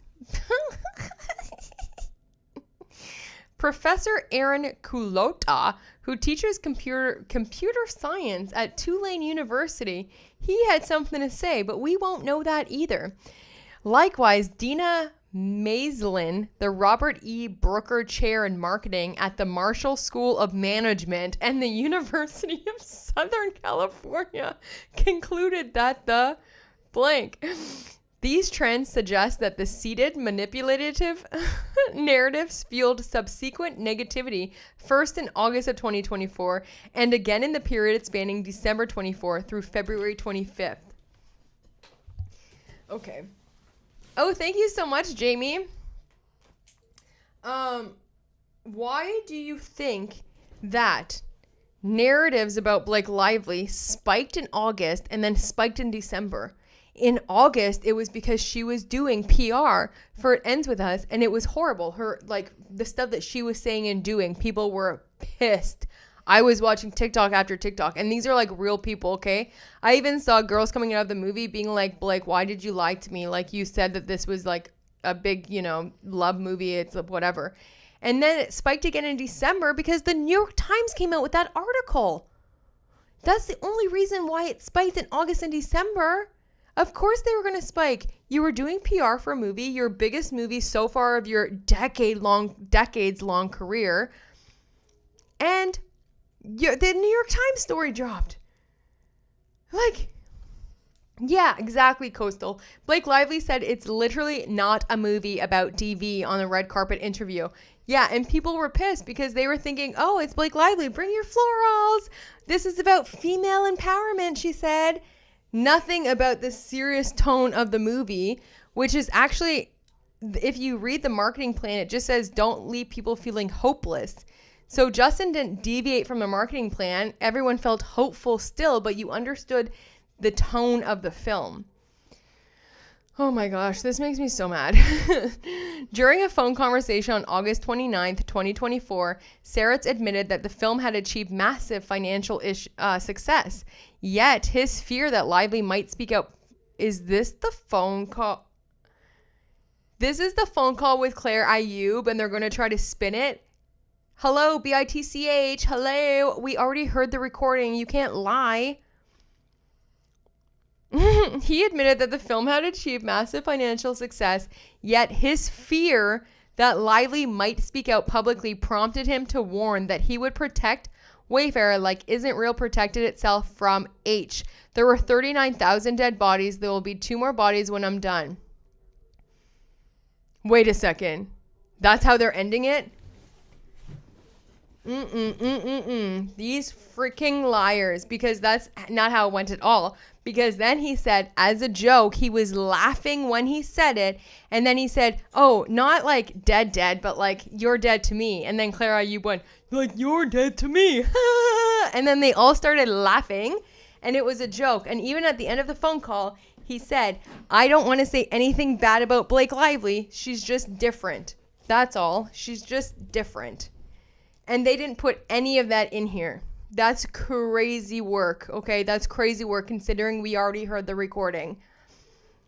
And a secret recording at that, might I add. Secretly being recorded.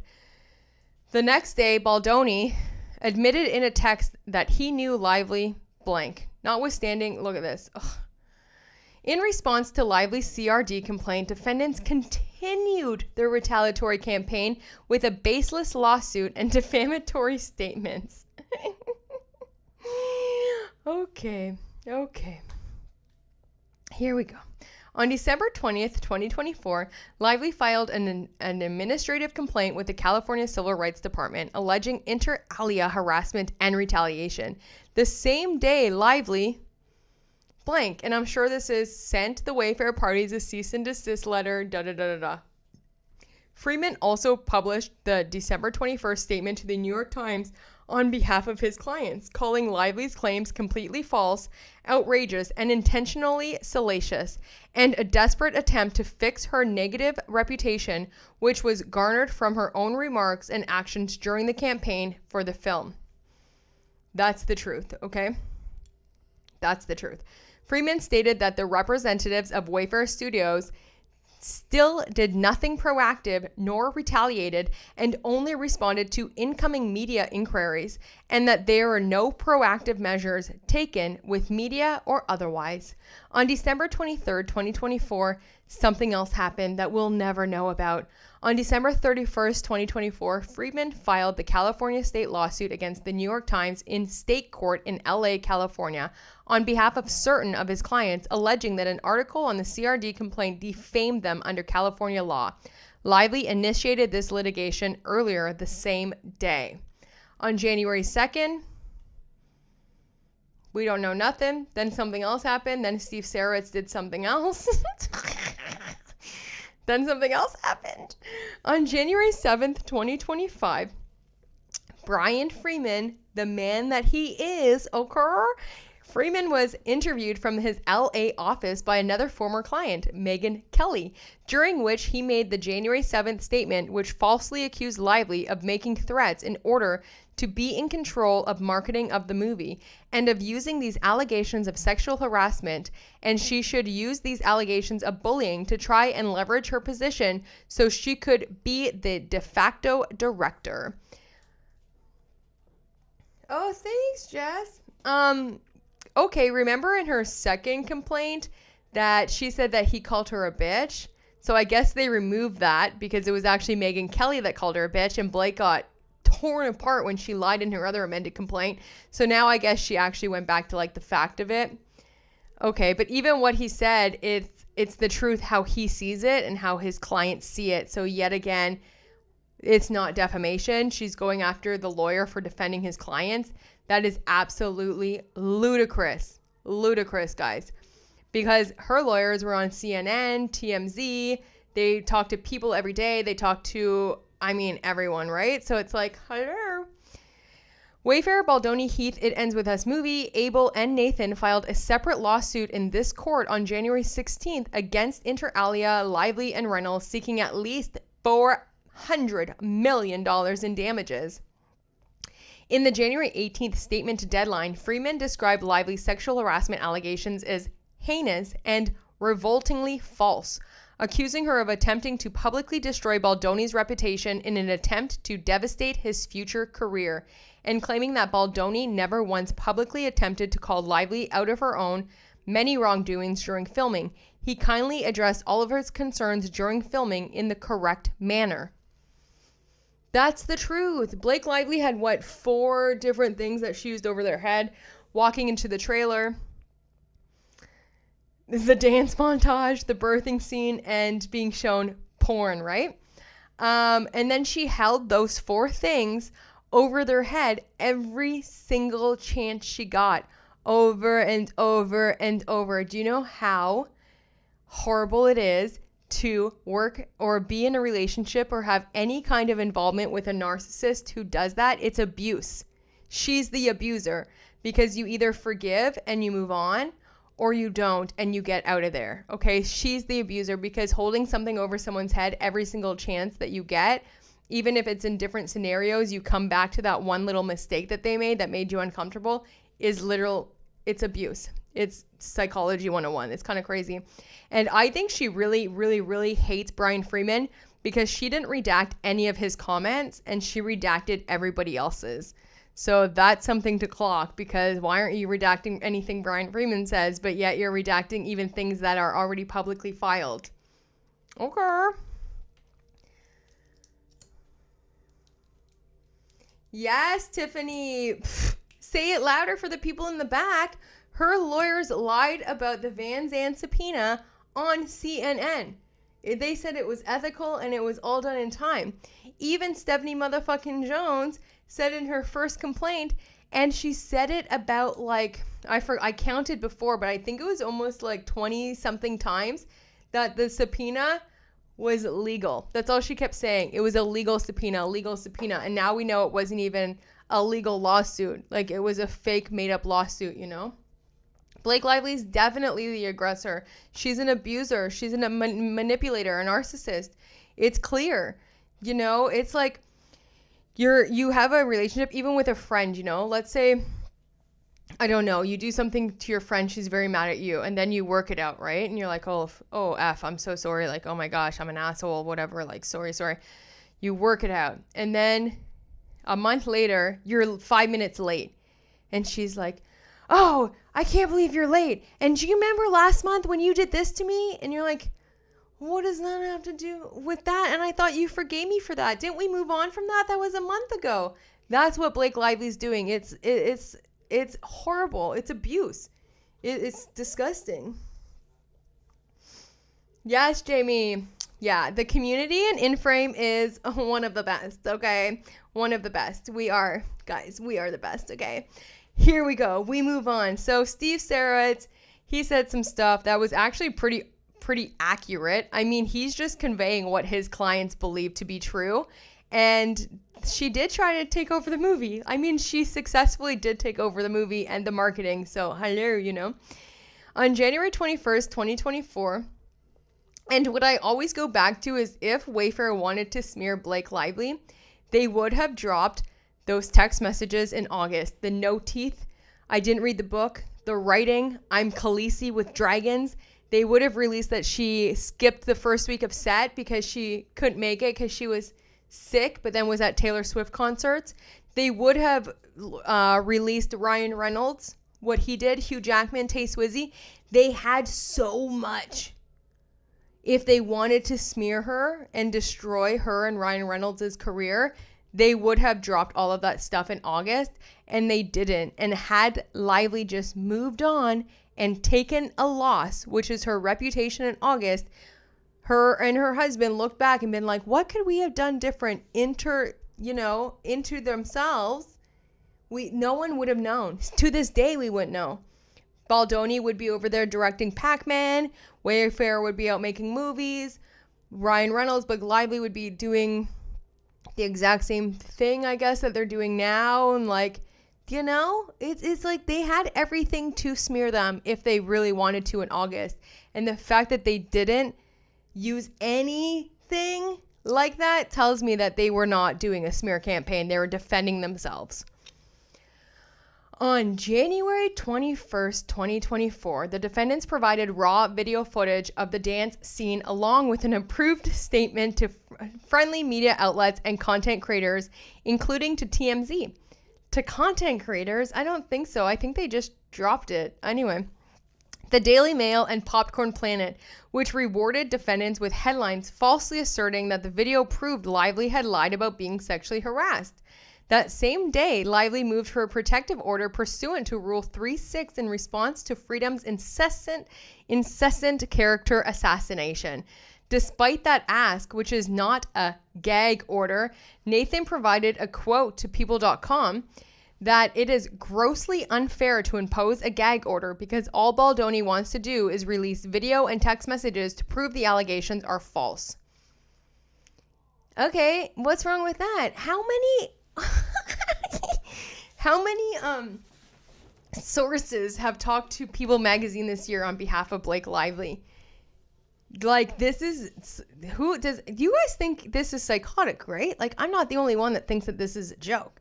Like, this is kind of crazy. Bye, Copper. Thank you so much for everything.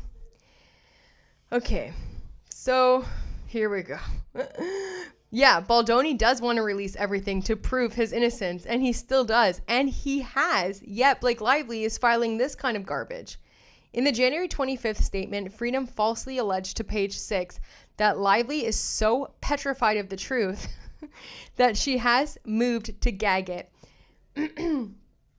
And that Lively has filed her litigation with the sole intent to ruin the lives of innocent individuals and then want the extra mile to place blame on a fictitious smear campaign, all because she quite simply could not accept that the public had organically seen through her facade. On January 31st, 2025, the defendants filed the FAC alongside a rambling 168-page timeline detailing the Wayfair Party's version of events.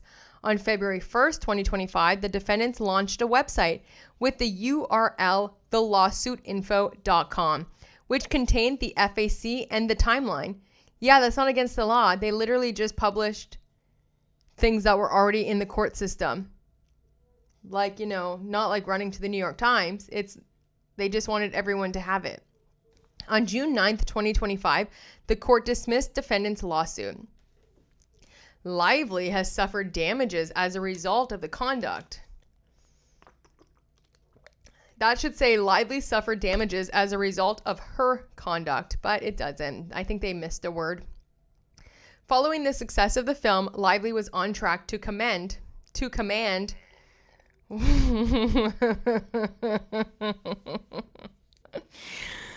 Oh, no. No, she wasn't. She was not in charge to command anything. And if she tries to use any of those IMDb credits, I have screenshots that they were all updated at the end of January of 2025. And those are projects that were supposed to get made years back. Okay, so instead, Lively suffered blank. The income Lively blank, blah, blah, blank, blah, blah, blank. Despite their prior successes, sales of both Betty Boo's and blah blah hair care, brown hair care line. What's going on here? Okay, this looks a little more juicy. Between the MSJ and MJP, defendants present a kitchen sink of meritless arguments to attack Lively's claims. To avoid duplication, Lively addresses the threshold issues of the administrative exhaustion. The admin exhaustion? Blake, girl, you've been filing over more than 107 subpoenas just on content creators alone. That's not even all of the subpoenas. You've probably filed over 200 subpoenas, 10 motions for sanctions, all your motions to compel. I mean, okay, right. Joint employer liability, the opinion and privilege defamation defenses, and the challenge sufficiency of the pleadings in the motion of the judgment pleadings, opposition, oh my gosh, that was so off, which is incorporated herein by reference. This opposition addresses the substantive evidentiary disputes and governing legal principles that preclude summary judgment on Lively's sexual harassment, retaliation, failure to prevent, aiding and abetting, employee status, contract defamation, false light, conspiracy, and damages claims, as set forth in section 1 through X below and are likewise incorporated by referencing the MJP opposition. Okay, so we might get something here. Justin has taken all the suffering. I agree too. Lively's sexual harassment claims must proceed to trial. Okay. Sexual harassment can be verbal, physical, or visual, and includes, without limitation, improper comments, touching, other conduct that communicates a demeaning message. Conduct creates a hostile or offensive work environment when it sufficiently offends, humiliates, distresses, or intrudes upon the employee so as to disrupt her emotional tranquility in the workplace, make it more difficult to do the job, or otherwise interferes with and undermines her personal sense of well-being. A single incident of harassing conduct is sufficient to create a triable issue and may be sufficiently severe to create an offensive environment. I just got to let the dog out 1 second. Go. Come on. There you go, buddy. You're so cute. You're such a cutie.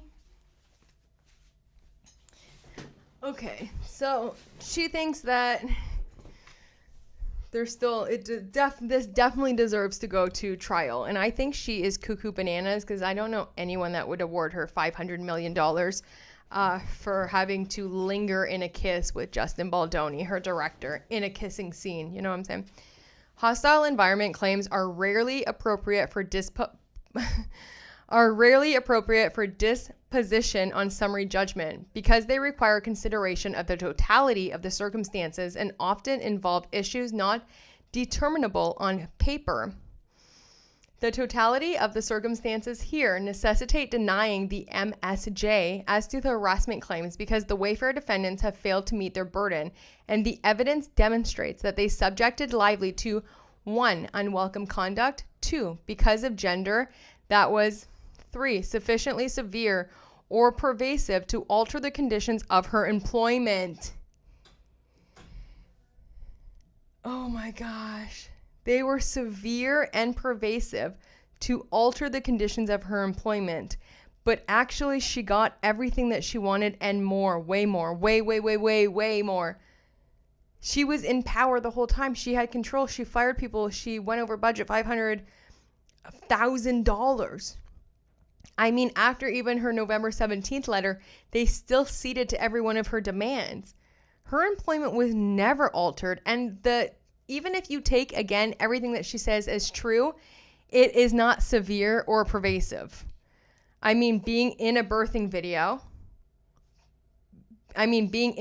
scene, being shown a birthing video is like, okay. Heath's behavior alone warrants denying the MSJ. Heath's intrusion into Lively's hair and makeup trailer and choice to show her a nude video at work after filming of the birth scene already had concluded, each alone give rise to a triable issue on harassment that precludes summary judgment. Any reasonable woman in Lively's position would be offended by having a supervisor look at her exposed breast or play a video of his admittedly naked wife in the workplace. These experiences were degrading and humiliating in the extreme.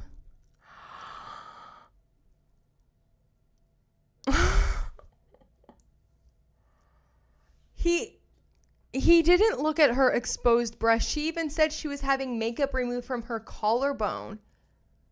This is crazy. And in her complaint, she said he looked her in the eyes. And now she's changed it to he looked at her breasts. And let me tell you how it worked on movie sets. You can't just go into someone's trailer. There's security everywhere, and especially I would assume Blake Lively, she had her own security guards. And it's protocol. You have to knock. And he said he did knock. He heard come in, and Blake Lively and her team said they heard the knock and they said 1 second. And then when he came in, they covered Blake and they had the conversation. So this to me is crazy. And to say that any reasonable woman, No, I'm a woman that has, and also a survivor of many, many, many, many, many things way freaking worse than this, but I'm not going to get into it because I don't like to, like, you know, who has it worse or whatever. I am still on Justin Baldoni and Jamie Heath's side. Okay, as a survivor myself, and as someone who just as of last year in August of 2024 had to file a suit like what Blake Lively's filing. Okay, so, and I still don't believe her. So this is BS, you know? Yeah, my boss has a pinup calendar of his wife in his office. That is more offensive than all of this, and honestly, I don't care. Well, no offense, but they all follow Blake on Instagram. So what she posts on Instagram is worse than any of the things that she's claiming. Not that that makes it any better, but even taking what she said is true, everything is true, it's still not severe and pervasive. It's not. It's like, it's not, you know, that's it. Like, yeah, we're surviving together, Jess. Yeah. Okay. Yeah, she definitely set him up because this is just crazy. I don't know how the lawyers can actually submit this and think that it's good. Like, there's no way they typed this up and then was like, yeah, that's a good job. Opposed to Stephanie motherfucking Jones's motion. It's spicy and it's good. It's real good. Okay, this is a joke. Any reasonable woman in Lively's position would be offended by having a supervisor look at her exposed breasts or play a video of his admittedly naked wife in the workplace. These experiences were degrading and humiliating in the extreme. Blank. And ignores that Heath was Lively's boss. Heath's claim that blank. MSJ at 24 not only is irrelevant, but also betrays ignorance about blank. Harassing conduct not be motivated by sexual desire. Oh yeah, because they said they didn't do it to, like, you know, for any like sexual means or whatever. The Wayfair defendants fostered an environment laden with gender bias. The totality of the circumstances, subjective and objective, assessed demonstrates that the Wayfair defendants fostered a hostile environment based on sex. It well established that hostility need not be directly targeted at the plaintiff to be relevant to a hostile work environment claim. Instead, the challenged conduct need only have made it more difficult for plaintiff to perform her job. Imagine Justin Baldoni having to perform his job with an actor who literally argues with everything he says, who literally is undermining him, who is going behind his back and calling him a clown and creep. Imagine how hard it was for him to do his job when also his employee's husband keeps berating him. I just can't take these people serious when they've done worse. Do you know what I mean? Like, yeah, maybe Wayfair isn't perfect, and I don't think they're perfect by any means. I don't think anybody is. I think there's always ways to navigate certain situations, and like, no one's an angel, you know? I could be around 20 people and we all vibe and we get along, and then I work for like 2 other people and it's like rocky, and you have to like navigate how to do that. But what she did is totally unacceptable. I mean, her behavior on set is crazy. Okay, it's very toxic. I would never want to ever work with people like this, or even just have them in my life, you know? She is Delulu. What did Bazia say? Delulu cuckoo banana. Yes, Delulu cuckoo banana, okay? Okay, multiple women. We're almost there, just to let you guys know. And I think I'll save the next one maybe for tomorrow's video because, yeah, it's getting late. And my voice, you know, I was acting all day. Okay. Multiple women, Lively, Slate, Sachs, Ferrer, Hoover, and Hall. Hall didn't feel like that before. Hoover didn't feel like that before hanging out with Blake Lively. Ferrer didn't feel like that until having sleepovers with Blake Lively. Alex Sachs didn't feel that way until she went to Blake Lively's screening. So that leaves Lively and Jenny Slate. Okay, cool. Cool, guys. Cool. Real cool. Like, you can go back and look at the interviews and the text messages and stuff from the other women, and that tells you everything that you need to know. But okay, cool. The Wayfair defendants do not deny the majority of the harassing incidents occurred, but blank. The MSJ at 19. These characterizations do not excuse the Wayfair defendants' fostering of a hostile work environment. The legal standard for sexual harassment should not vary by type of workplace, and women who choose to work in creative environments like movie sets remain entitled to a workplace free from harassing conduct aimed at them. I agree. Finding harassment. Declining to find harassment based on comments in writer's room that did not involve and were not aimed at plaintiff, Baldoni directed his personal comments at Lively directly, including by, we'll never know, but I'm sure this is like calling her sexy, asking her to take off the onesie, calling the trainer, you know. Wayfair's only policies recognize that. The nature of the film's material is no excuse. Baldoni's blank cannot reasonably attribute solely to advancing any plot line. The nature of the film also could not plausibly explain blank, nor does it explain the Wayfair defendants, including those who shared no intimate scenes with Baldoni in the film. Baldoni and Heath's behavior would be offensive and marginalizing to any reasonable woman, and was to many other women on the set. Wow.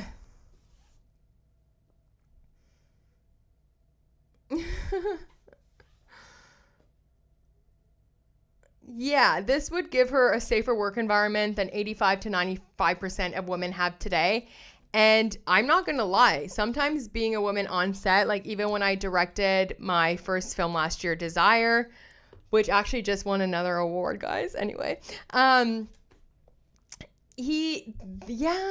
got it. I felt, I was surrounded a little bit by the man mentality in the man's world and being the female director and not being taken like serious by some of the crew and stuff, for sure. But Blake Lively had everything catered to her. She got all of her demands.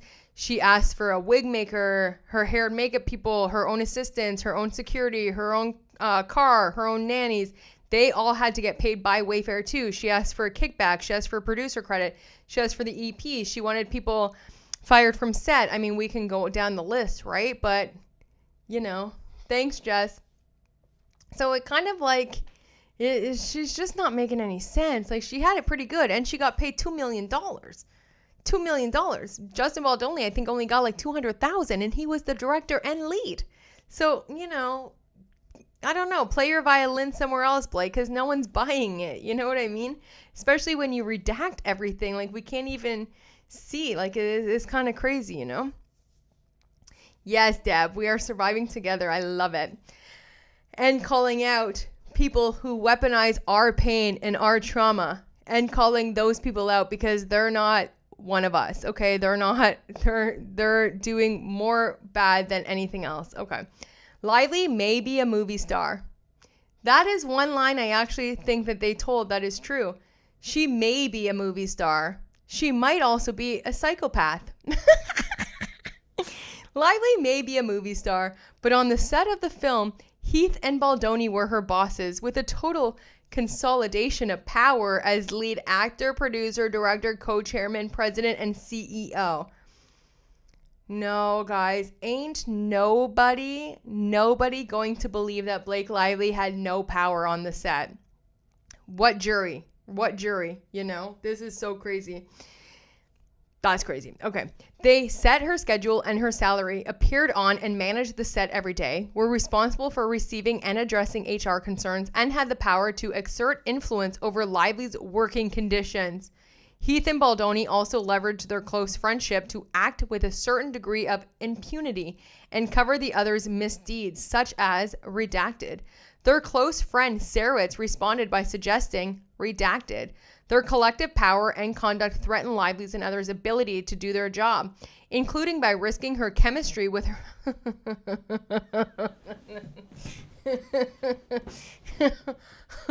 If Justin Baldoni can act those scenes with Blake Lively can act those scenes. You know how many times you have to get on set and you have to do a scene? I remember one of the first short films I ever did.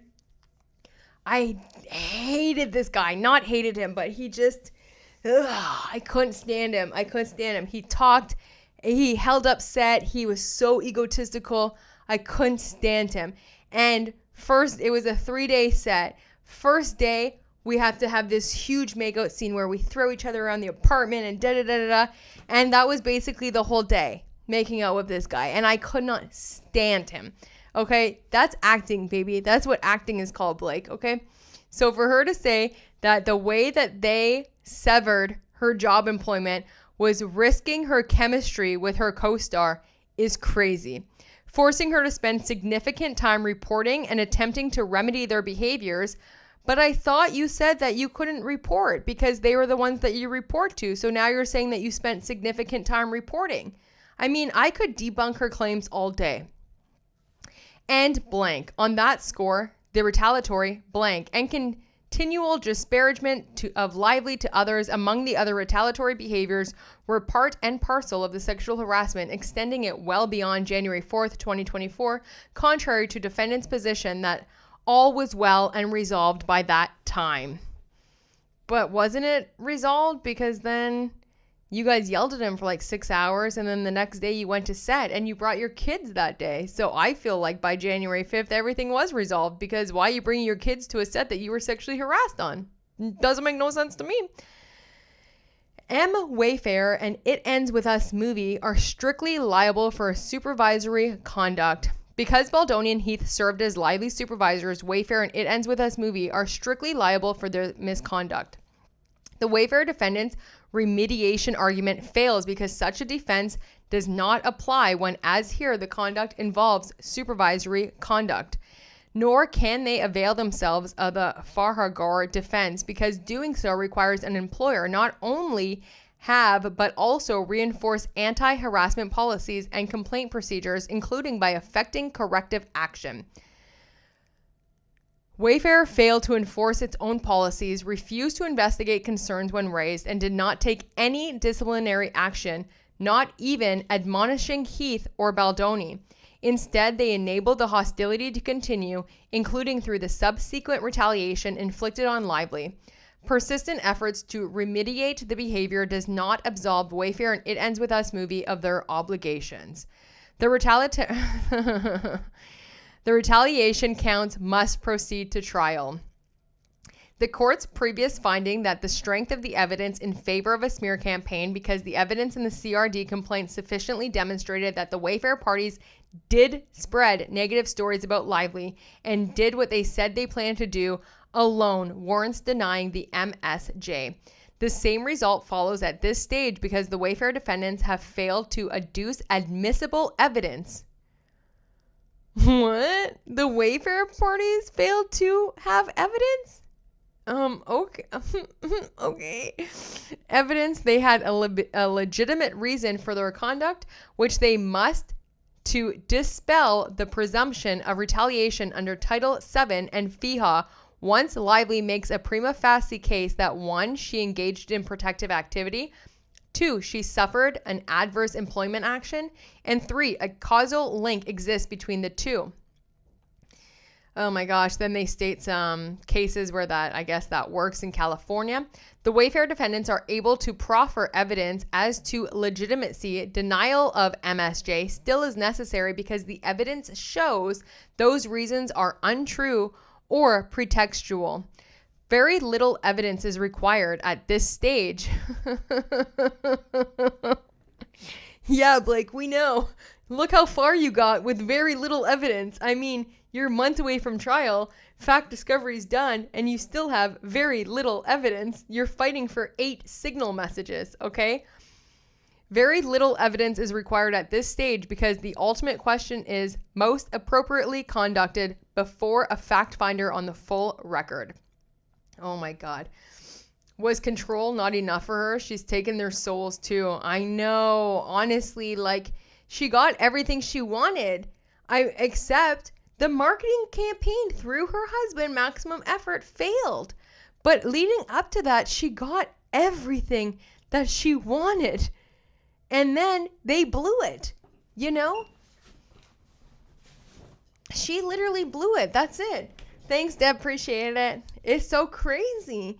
Okay, we're almost there. Here we go. There's like 10 pages left. Maybe not. Maybe a little more. The record easily establishes a prima facie case of retaliation. The Wayfair defendants concede that Lively engaged in protected activities. While conceding that Lively has met the protected activity element of her prima facie case, the Wayfair defendants attempt to undermine the causal link element by pointing to temporal proximity and intervening events that ignores the full scope of Lively's protective conduct, which includes, who knows, but April 2023, May to June 2023, January to June 2024, June to August, and filing her CRD complaint and this action in December of 2024. The Wayfair defendants cannot challenge these additional protected activities on reply, but even if they could, each event constitutes legally protected conduct that destroys the causal argument. That's a very weak argument. The Wayfair defendants subjected Lively to a continuous pattern of adverse action. Well, I can't wait to see what this adverse action was, okay? Because so far she got everything she wanted. Everything she wanted. Yeah, so true. You're right, Jamie, because I don't believe the general public can see it. We are actually digging in and doing the research. Yeah, exactly. I mean, most people just see the highlights, right? And now tomorrow they're going to wake up and see, oh, Justin Baldoni said he was circumcised to Blake Lively. It's like, okay, but where's the context? Like they just, and it's definitely going to be about Colleen Hoover turning on them, all the women turning on them, and Alex Sachs for sure, I think. The Wayfair defendants subjected Lively to continuous pattern of adverse actions. Courts liberally interpret anti-retaliation provisions to include the entire spectrum of employment actions and consider the totality of the circumstances and an employer's acts collectively rather than in isolation, because retaliation can manifest in a series of subtle yet damaging injuries. Okay. California law defines an adverse action as treatment that is reasonably likely to impair an employee's job performance or prospects for advancement in their career. There it is. Title VII is even broader, reaching any action that could well dissuade a reasonable worker from making a supporting a charge of discrimination. Such injuries need not directly relate to a plaintiff's employment or workplace, nor affect her compensation or job level.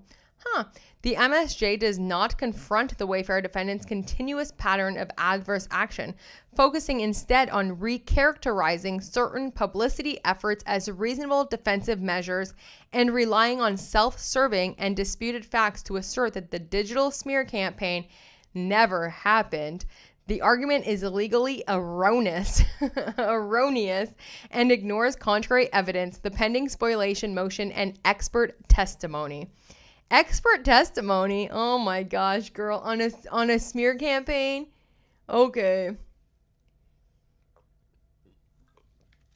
I can be an expert, and I'll tell you it didn't happen. Maybe 20% of the stuff out there were maybe, seeded, I guess, if you will. But TikTok is like actual real people talking and giving their feelings, right? It can't just be like robots or bots. So, that just is what it is. Her Royal Highness to go far at her residential area for something as petty as a lawsuit.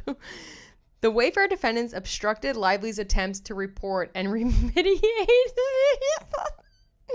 The Wayfair defendants impeded Lively's ability to report unlawful conduct and to secure a safe and harassment-free work relationship by dismissing her concerns, attempting to justify their behavior, becoming huffy or short and withdrawing, or making comments that undermined the importance of people feeling safe on set.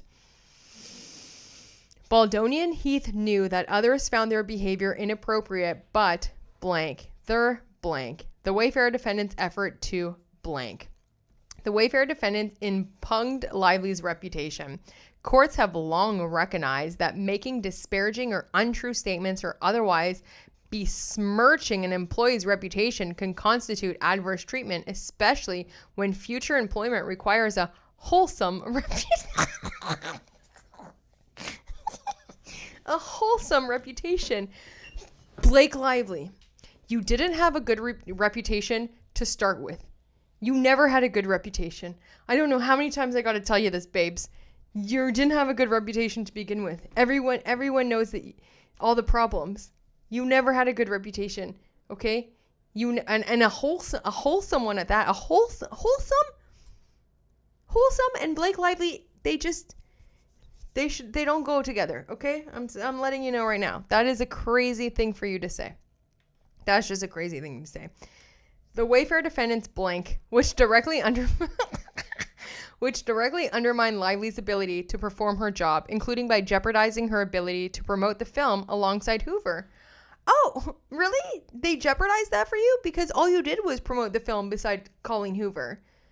Guys, I can't take the lies. This is crazy. This is crazy. Yeah, you're not Taylor Swift. Exactly, Basia. Like, honestly.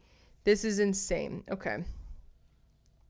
The fact that she's saying that they undermined her ability to work with Colleen Hoover to promote the film is insane, because all she did was be with Colleen Hoover since Book Bonanza. They were tied like this. That's why Isabel Ferreira couldn't leave her side. She probably kidnapped her and forced her to sleep at her house every day, you know? You can't get away from me. Which, okay. The lies in this are crazy. They furthered the pattern of adverse acts against Lively, blank, despite her well-documented contributions to the film. So that's the PGA credit, I'm sure. Denial of recommendation. There you go. The denial of a recommendation letter is sufficient to support adverse action. What? But you shouldn't have got the PGA because you didn't even do any development of the film and you didn't direct it. So you shouldn't get the PGA. Do you know it takes years and years and years and years and years to get a film to camera? So that doesn't just go to you because you think it does. Sorry, guys. I'm all over the place here. That's so crazy. So now she's even using the PGA against them? Oh my God, I just can't take it. No, Dr. Deb, you're absolutely right. There's no evidence still. Nothing. That's why it's all redacted, because I don't think she has nothing. Defendants publicly maligned Lively by planning and implementing a press and social media campaign to bury her. Baldoni departed from the film's agreed-upon marketing plan despite knowing in real time that it would harm Lively and the other female cast and crew. It's redacted, but the next sentence is going to be another cast member reached out to Lively to say that it's bad PR. The defendants simultaneously placed and promoted negative media and social media narratives that falsely blamed Lively for the film's marketing plan and cast aspirations of her character. Defendants attempt to cast their campaign as a defensive measure of classic PR, but ignores the laws and the law. I don't think there is laws in PR, but ignores the law and the facts, including their prior agreement that negative behavior, including during publicity and promotional work, could be retaliatory. Defendants cite no evidence demonstrating that Lively indisputably started the publicity fight, or that she launched an onslaught of vicious negative press against Baldoni. Instead, they rely on disputed events occurring after they set their plan in motion. 2 texts from Reynolds to WME, the Van Zandt lawsuit. Yeah, what about it? I hope you talk about it before we're done here. Okay, 2 texts from Reynolds to WME. So Reynolds did text WME. That's good to know. Not lying about that. The Van Zandt lawsuit, fake-ass lawsuit. And the New York Times reporting on Lively's CRD complaint. Oh, but not Blake Lively colluding with the New York Times since the end of October to plant that story in the New York Times. Right, okay. None of this can possibly explain the campaign defendants began to hatch and then started executing before the film premiered. Yet again, though, there are texts literally Stephanie Jones filed her opposition to Jennifer Abel summary judgment. And in hers, she said on August 7th, Nathan and Jen were talking with each other, saying how mad they were that they couldn't do any attacks in the press. So, okay. This sentence, don't you guys think this one is a little bit weird, though? Because it's like she brings up the text from Reynolds to WME. You should fire him. He's a sexual predator. I want an apology. The Van Zandt lawsuit, which is a abuse of judicial process, okay? The New York Times, who she colluded with illegal text messages. And she says that none of that matters because none of this can possibly explain the campaign defendants began to hatch and then started executing before the film premiered. But just before the film premiered, they weren't allowed at the premiere. Then they had to sit in the basement. Lively took over Book Bonanza. Lively fired the editors. Lively fired the composer. Lively took over the edit. Lively filed for a PGA. What are you talking about? Of course, Leslie Sloan was working overtime in the press. Oh gosh, okay. The evidence that exists demonstrates that defendants have exceeded the bounds of reasonable defensive measures. They did not simply defend Wayfair by, for example, having Baldoni or Heath give interviews to explain what they experienced on set, or offer witnesses to speak to Baldoni and Heath's character. Instead, they purposely, repeatedly, surreptitiously, and directly attacked Lively's character and reputation, including in ways that directly contradicted their own perception of Lively's blank. An employer's right to defend itself does not authorize threats. Oh, sorry, the dog wants back in. Give me 1 second. 1 second, Trina.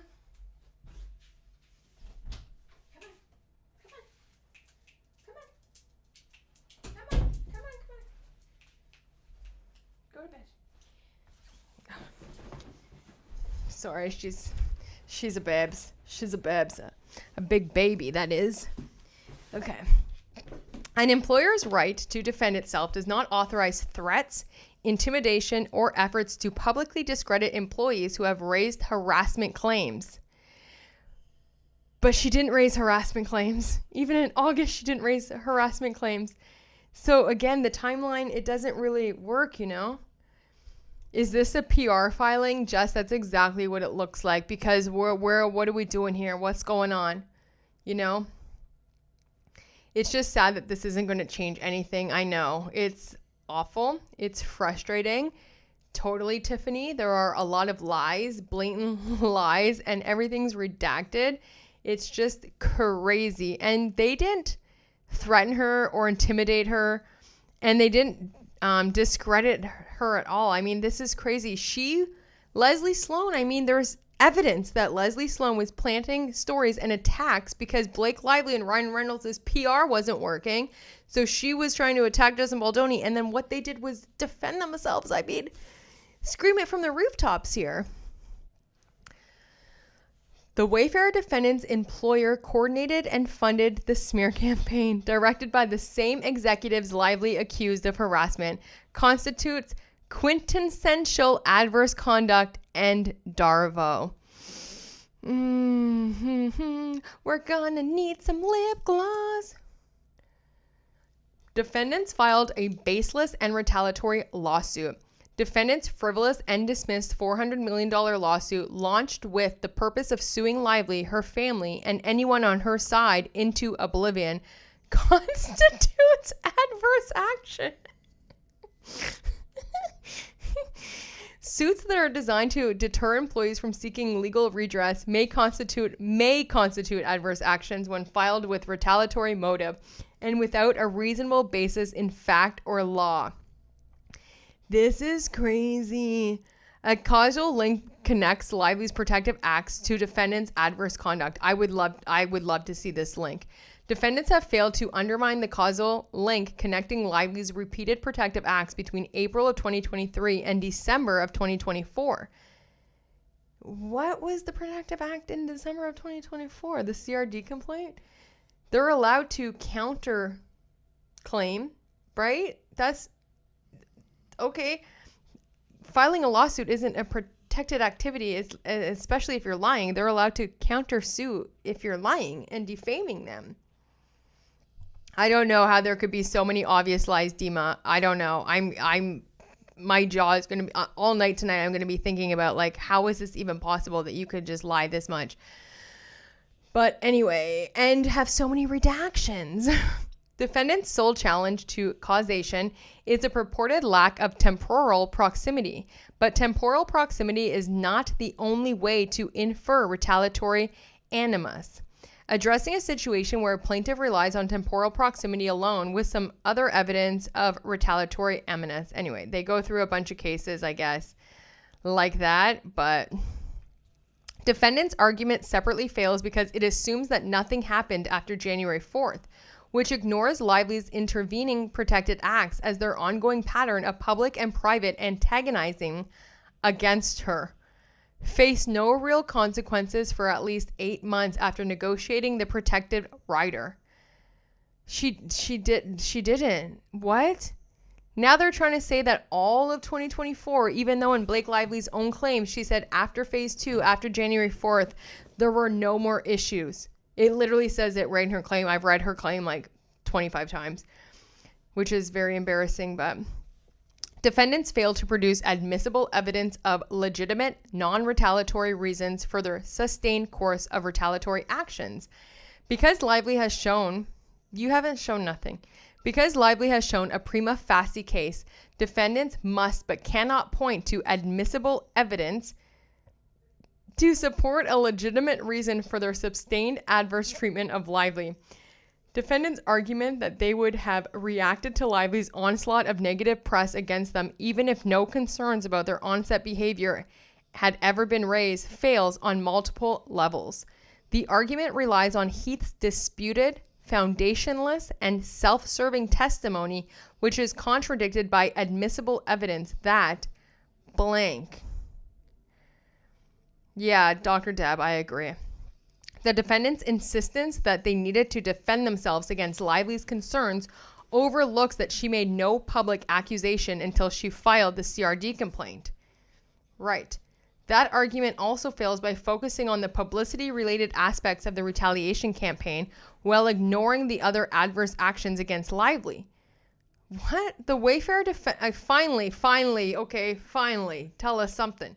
Finally, the Wayfair defendants claim that they had legitimate reasons to act as they did, ignore the volume and severity of conduct, and the fact that such conduct far exceeds any reasonable defense and was and is an unleashed fury of offense. Oh my gosh, these people are so crazy. Defendants wanted to bury Barry. She was never going to get over this. She's never going to get over the Barry thing, okay? It was in one text message, and it wasn't even from Justin. It was literally from Jen Abel to Melissa Nathan, but defendants wanted to bury Lively for speaking out against them. Even if defendants have met their second stage burden, the record contains evidence that defendants' articulated business reason to defend themselves was false, pretextual, or motivated at least in part by the plaintiff's protected activity. The failure to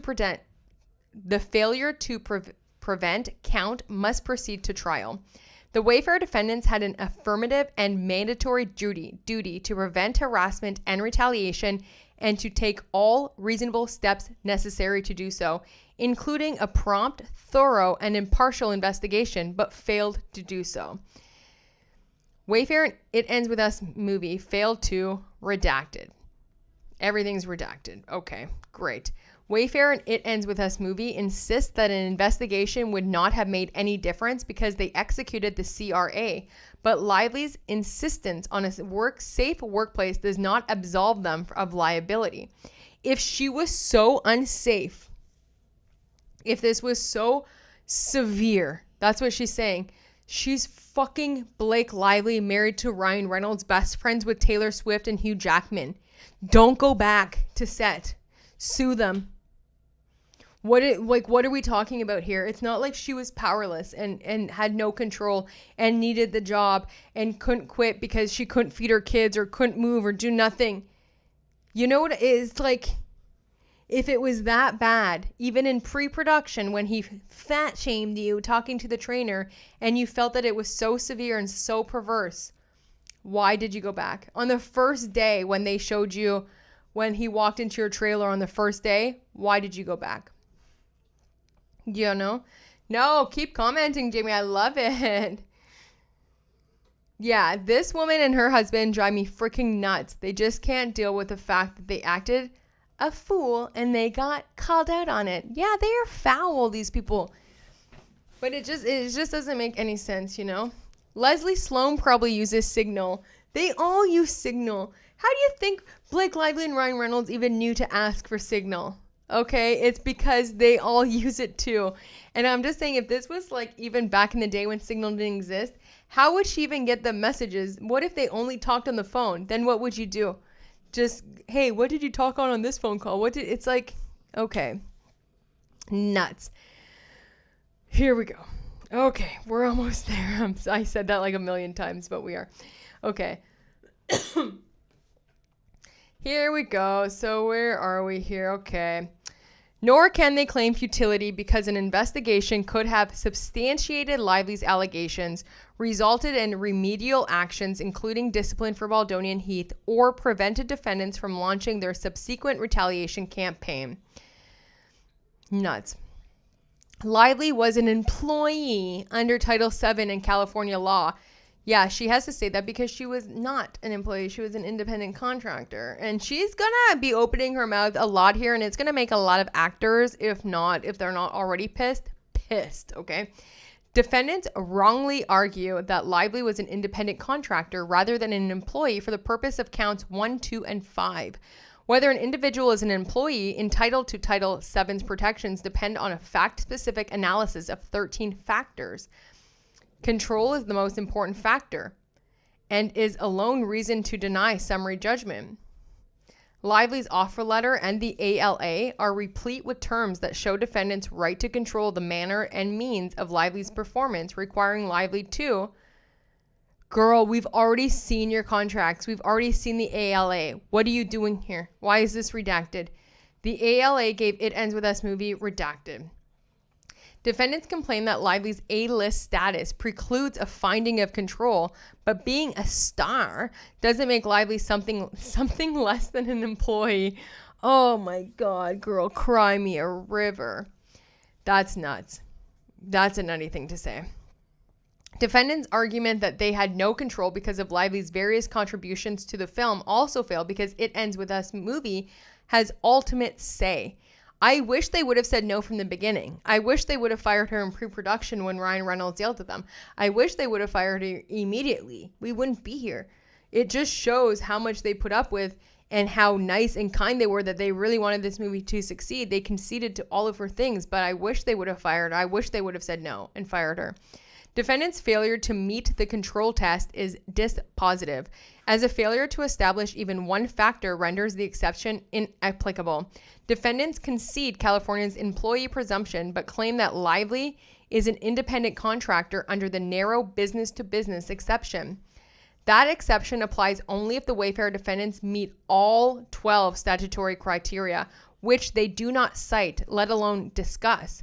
To avoid a finding of employment status, defendants thus must meet California's more stringent ABC test, which requires establishing that Lively A was free from their control, B performs work outside their usual business, and C is customarily engaged in an independently established occupation or business. Defendants cannot meet their burden because they fail even to mention this test, but even if they did, they could meet it because Lively is an employee for the above reasons. Here we go. Yeah, exactly. They are strategic redactions for sure, because it doesn't make sense that she would redact stuff like that. Especially when it's already filed in the court system. Doesn't make sense. And the judge just like in his ruling just last week was like, all of y'all need to resubmit all of this stuff unredacted, unsealed, because what are you doing in my courtroom? And then she goes and files this. Okay. Lively's contract claims must proceed to trial. The ALA and CRA are valid, enforceable agreements. The ALA is binding, enforceable agreement. The court should reject the Wayfair's defendant's argument that the ALA was never validly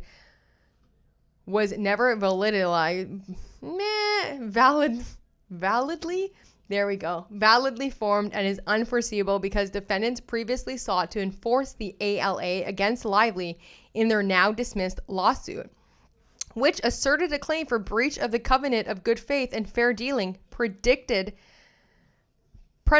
on the ALA. Okay. Contending that the ALA was an enforceable contract, notwithstanding simultaneous allegations that Lively never even signed her employment agreement. Alleging Lively and the Wayfair parties entered into a contract by which Lively agreed to perform as an actor in the film It Ends With Us. Defendants relied expressly on the ALA, quoting verbatim from its terms, to oppose Lively's motion to dismiss. It is elementary that a party cannot sue on a contract and at the same time repudiate his obligations under it. And then they give some examples for that. Rejecting defendants' prior insistence that the ALA was a binding agreement stops them from argument otherwise now and is a judicially noticeable admission that warrants granting Lively summary judgment on the ALA enforceability. The Wayfarer defendants also cannot maintain their agreement that execution was a condition precedent because under California law, a party to an agreement waives a condition precedent by expressing a desire and intent to go forward with the contract notwithstanding the failure of the condition. I don't know. You didn't sign the contract. You can't say all the contracts now are good. Either one or the other. And the 17-point list of demands isn't a contract. It's not even a nudity rider. It wasn't nothing. It was a couple of grievances. Yeah, Monica, I would have been like, no, bye. You got to go. And I would have ran to the media and been like, Ryan Reynolds and Blake Lively are crazy. Never hire them. And then you would have seen a real smear campaign. I would have not taken any of this stuff that they put up with from her. No way. Had the Wayfarer defendants believed a conditional precedent was unmet, they could have, but chose not to, withhold payment. Now, y'all already know that her lawyers were on Wayfarer for that escrow payment. Girl, don't play in our face like that. There's emails. I've already seen them. Wow, they did not do that. And in fact, on May 3rd, 2024, redacted. Oh yeah, I guess. Plus, the plain language of the CRA, which Heath and Lively executed, contemplated, redacted. Whereas here, a party's conduct is so inconsistent with the intent to enforce a legal right, the intention to give up that right will be presumed, notwithstanding evidence that the party did not subjectively intend to relinquish it. Defendants claim that there was no meeting of the minds on the ALA based on the conclusory assertion that no final agreement had ever been reached because there remained material terms that the parties were discussing in July of 2024. Only 4 terms remained subject to discussion at that time. It doesn't matter how many, Blake, it doesn't matter how many terms were still in discussion. The contract was never reached because you were still discussing the terms, whether it's 1, 2, 3, or 4 terms. What kind of argument is this? Those terms were immaterial in practice because both parties performed the remainder of the ALA's terms even while continuing to discuss those terms. It doesn't matter. It doesn't matter if there's just 1 term that remained in discussion. That means the contract isn't finalized. This is the weakest argument so far, I think. That's crazy. They were haggling about the terms. It wasn't just not signed. Yeah, exactly, Jungle. They were going back and forth with the terms. Now she's trying to say like, oh, well, there was only 4 terms that we didn't agree on. So, the rest of it still counts. That's not how contracts work, babe. You know what I mean? Like, that's kind of crazy. The CRA is a binding, enforceable agreement. Defendants' argument that the CRA is unenforceable because its validity dependent on the ALA fails because the ALA is an enforceable agreement. Separately, the CRA was an independent, fully executed agreement and nothing on its face conditions its validity on the execution of the ALA, including the reference to additional terms that would be incorporated into the ALA. Defendants cannot explain why, if the CRA's enforceability dependent upon the execution of the ALA, it was necessary to execute the CRA at all, much less in January 2024. The CRA, by its own terms, refers to an independent exchange of consideration, and Lively's suggestion to refer to the ALA was not unilateral statements, but a change that Wayfarer accepted, which demonstrates a contemporary mutual understanding that the ALA was in fact and had been amended. No, because up here you say that you're still agreeing to 4 different terms on it. What? That's crazy. How can she say that if the thing hasn't been agreed upon, that she just wants to replace that one to the other one? Okay. Anyway, we're moving on from that because I think that's nutty, but we're going to go down him. Lively's duty to continue was at least doubtful because she possessed the right under the ALA in a provision never subject to dispute to terminate the agreement in the event that sexual harassment took place. So then why didn't she leave? Further, it is undisputed that Lively executed the protection rider as an alternative to pursuing a more formal HR process, and forbearance to assert a claim is valid consideration. Restatement second of contracts. And it doesn't say in the email of the 17-point thing that it was an alternative to pursuing a formal HR complaint. So there's that, but it's California law. Yeah, exactly. So it's California law, and it's California law, but it's filed in New York, not California.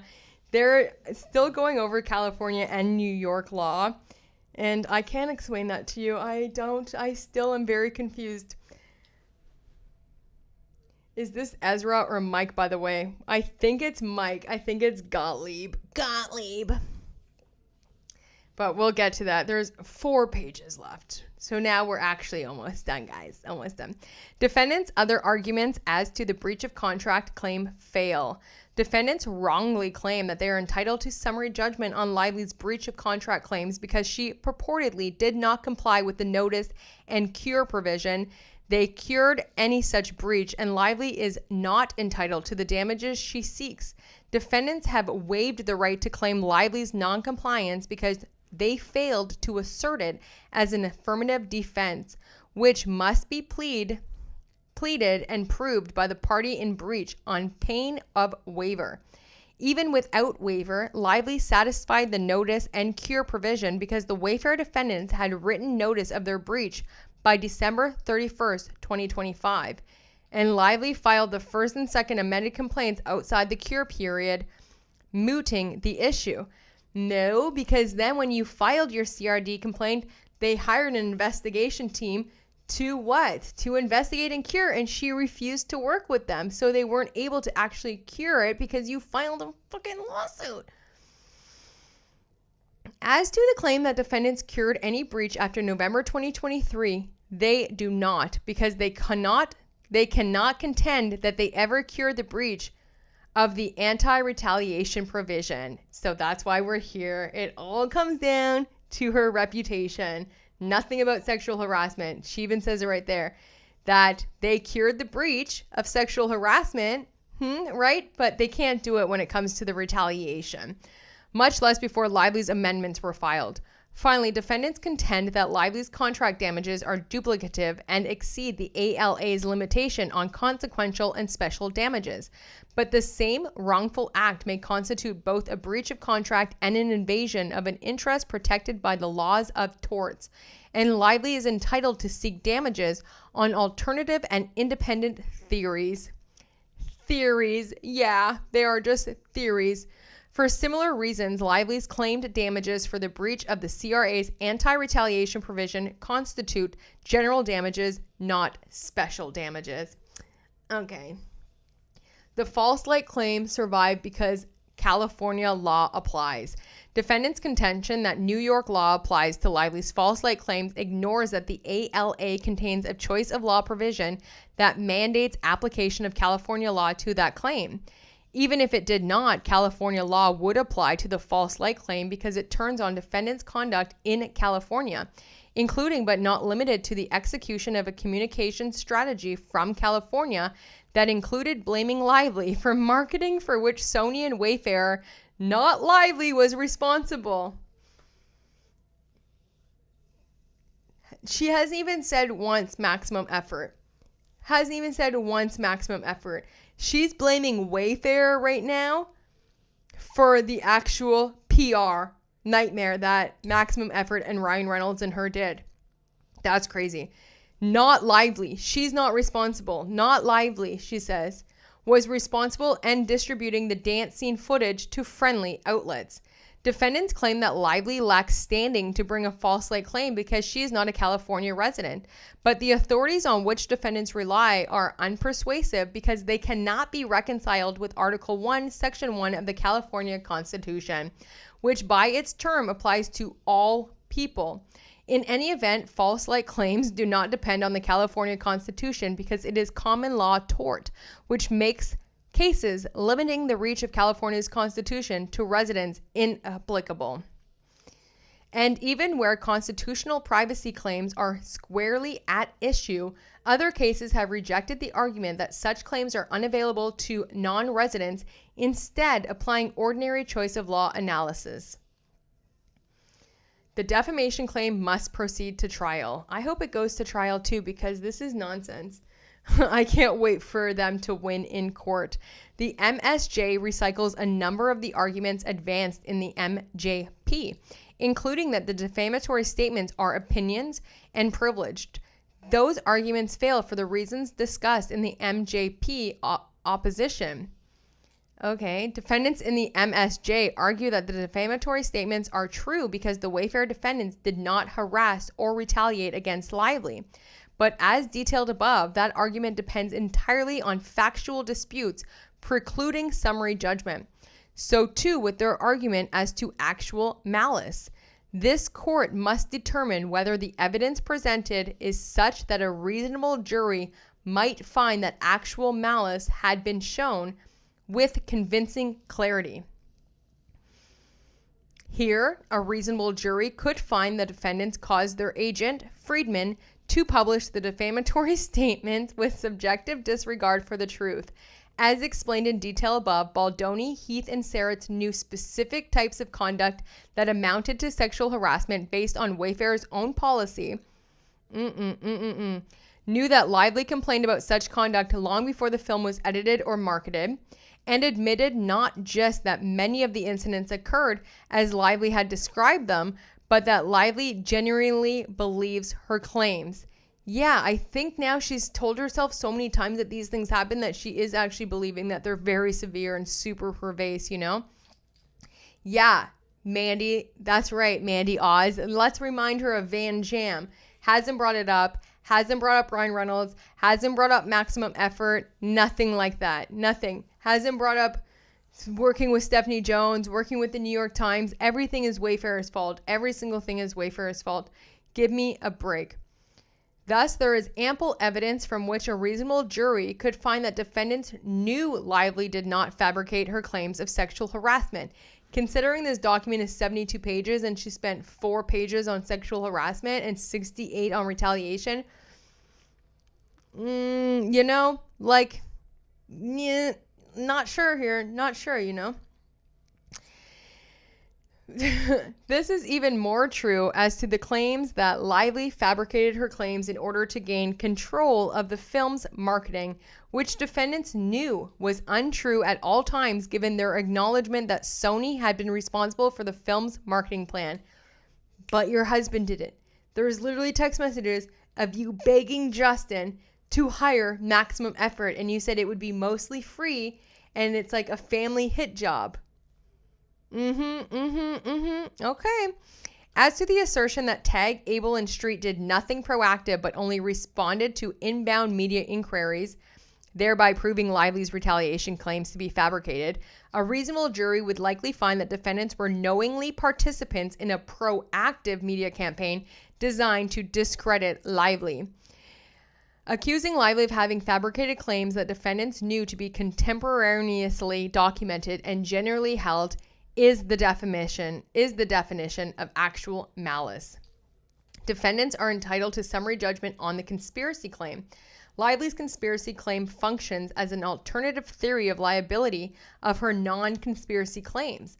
As evident from the underlying claims, Lively has alleged 1. Civil conspiracy to retaliate under Title VII, FEHA, and the California Labor Code against It Ends With Us movie and Wayfarer. 2. Conspiracy to commit false light as to Wayfarer, Baldoni, Heath, Seritz, Nathan, Tag, and Abel.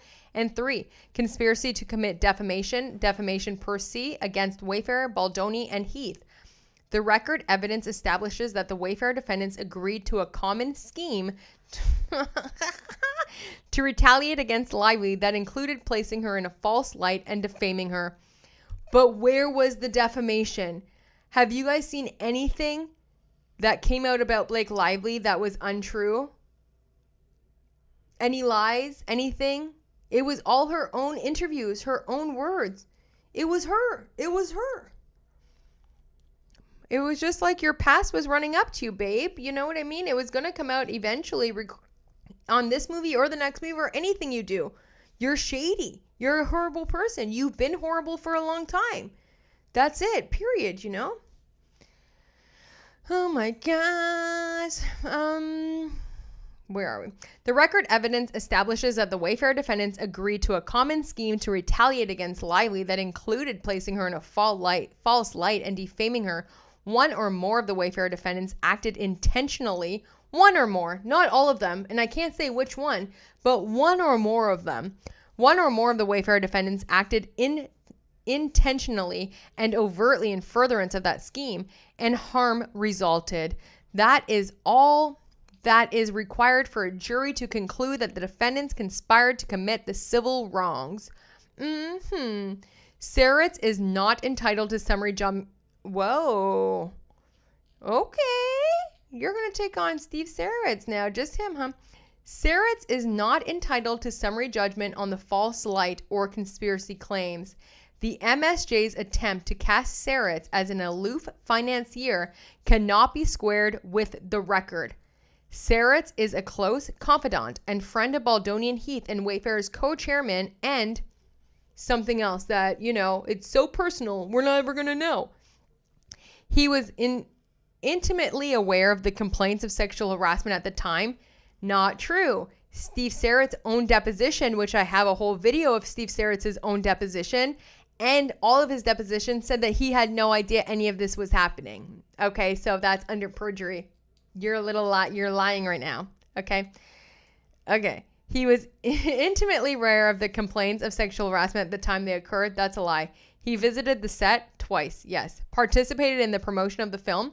Knowingly paid for the Wayfarer Studios public relations and crisis services used to carry out the retaliatory campaign, and personally drafted negative narratives about Lively.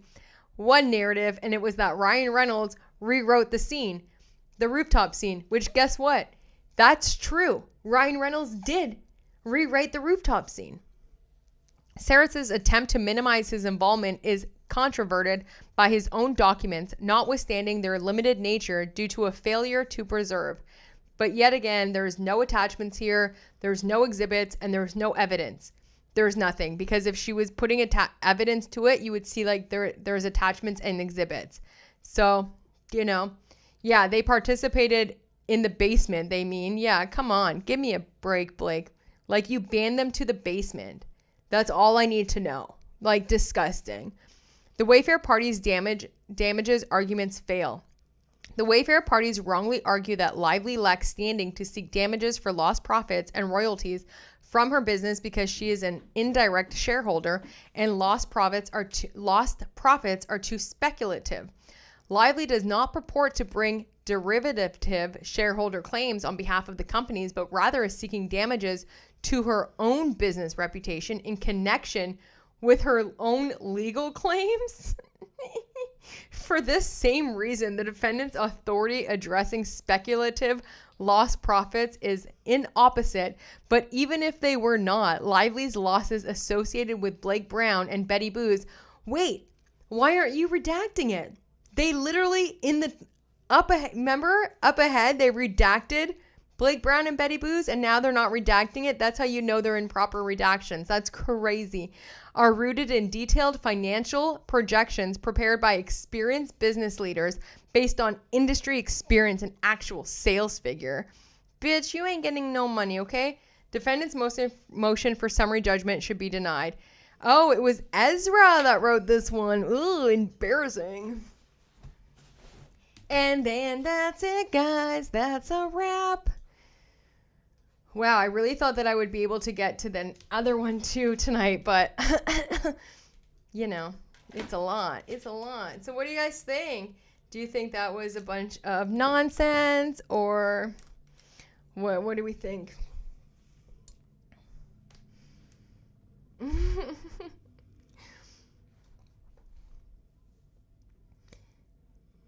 Oh my gosh. Yeah, Ryan Reynolds is everywhere in Canada. That's actually true. Yeah. They love him here. They love him here. They, the others.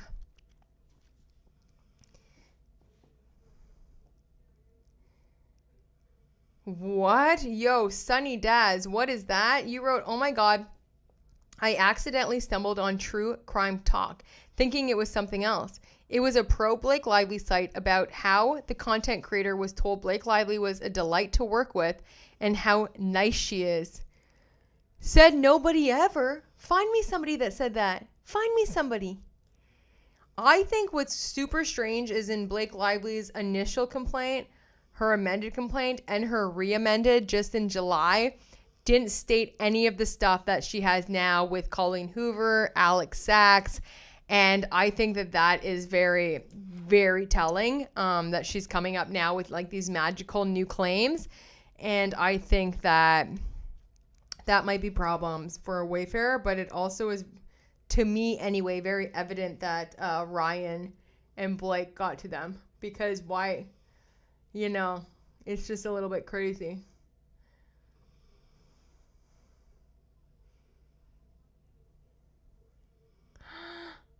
Hugh and Ryan promoted Deadpool and Wolverine in the Philippines, but their interview got taken down immediately. The interviewers were funnier than them, and maybe Ryan didn't like it. I can see that. I can see that. That's kind of crazy. Yes, that's what her new nickname should be. Delulu Cuckoo Bananas. She's just a Dulu Cuckoo Bananas. Oh gosh, oh gosh. Yeah, don't get me going. Don't get me going. Well, I really wanted some answers and some evidence from her, and we got nothing. There literally was nothing there. No answers, no evidence, still no evidence. She talked a lot. She redacted damn near 80% of it. So I don't know I don't know what she's thinking. Yeah. Blake and Ryan accused Baldoni of SH, but she and Ryan Reynolds SH Sklenar. Yeah, they were gawking at his butt. They were showing pictures of his butt. They were using him. Blake Lively kept, in every interview, kept getting him to say that like one line or whatever. And what are you going to have? Or I don't know what the stupid line is now. But yeah, and using their own sexuality and using all of the other cast members' sexuality and Brandon. And, you know, the whole part, I'm so surprised that in this reply she didn't say anything about hugging. Because in all of her complaints, it's been like this major thing about hugging. Oh my God, there is so much hugging. But I guess we've moved on from hugging. So crazy. She didn't say nothing about the attacks that her husband did. Nothing about Van Zandt. Nothing about colluding with the New York Times. She's taken zero responsibility for her reputation tanking. Like, even if Wayfarer did, you know, seed some stuff or amplify other people's content, like content that was already out there, if they amplified it, like they boosted it somehow, it's still only a small fraction of what actually happened because of Blake and Ryan. Blake and Ryan came out that summer thinking he has Deadpool and Wolverine. She has It Ends With Us, the two biggest movies of the summer. We're going to come out and we're going to take over and we're going to be the power couple.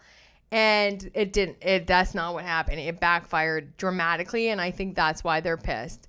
I don't think it has anything to do with sexual harassment. I think this is all bullshit. But sadly, when you falsely accuse someone, even if it's false, when you accuse someone, it destroys their life forever. And, you know, if they did it, then yeah, they deserve their lives to be destroyed. But an accusation, false or not, has the same outcome more times than it doesn't, you know. Yeah, they definitely have Taylor in their back pocket. I never thought for once that they still weren't friends. Please. They're besties for 10 years, godmother to her 4 children, or her 3 children, 4 children, and they're not besties right now. Mm-hmm. Taylor knew exactly what was happening every step of the way. I guarantee. I never ever thought that they would stop being friends. Taylor is a corporation. Taylor is what Blake Lively wants to be, but will never be because, you know, she just didn't do it the right way. I mean, she could have just moved on from this movie, came out with another Simple Favor, marketed her Betty Boos and her hair care line again with another Simple Favor, did another, like, let's say a little Hallmark or another cheesy Simple Favor-ish kind of movie, like that type of like chapstick, you know, comedy, whatever, bad acting, in your face kind of movie, and would have probably been fine in like a year. By like this time, it would have been fine by this time this year, but she just couldn't take it. She couldn't take it.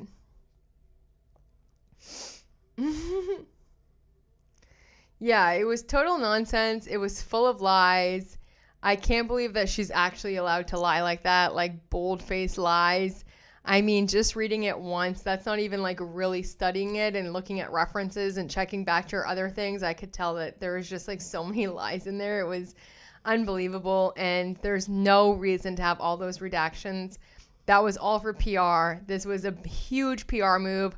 I don't think they intend to win most of the claims, or there's probably a handful that are going to get tossed out. I would assume 2 or 3 for sure. And then some of them will go on, and then they just have to assess whether or not it's worth the risk to financially to keep going with what they have left after these motions. But I used to like Taylor Swift music. I used to love Taylor Swift when she first came out, and then after all that stuff with Kanye happened, I was like still with her, like shake it off. And then I don't know, somewhere along the way, I just felt like she just perpetuated this like psych circle of like victimhood and like teenage, like centering men around her and broken hearts and all of that stuff. And I'm like, oh, this isn't a message I want to keep telling myself. So I just, you know, moved on.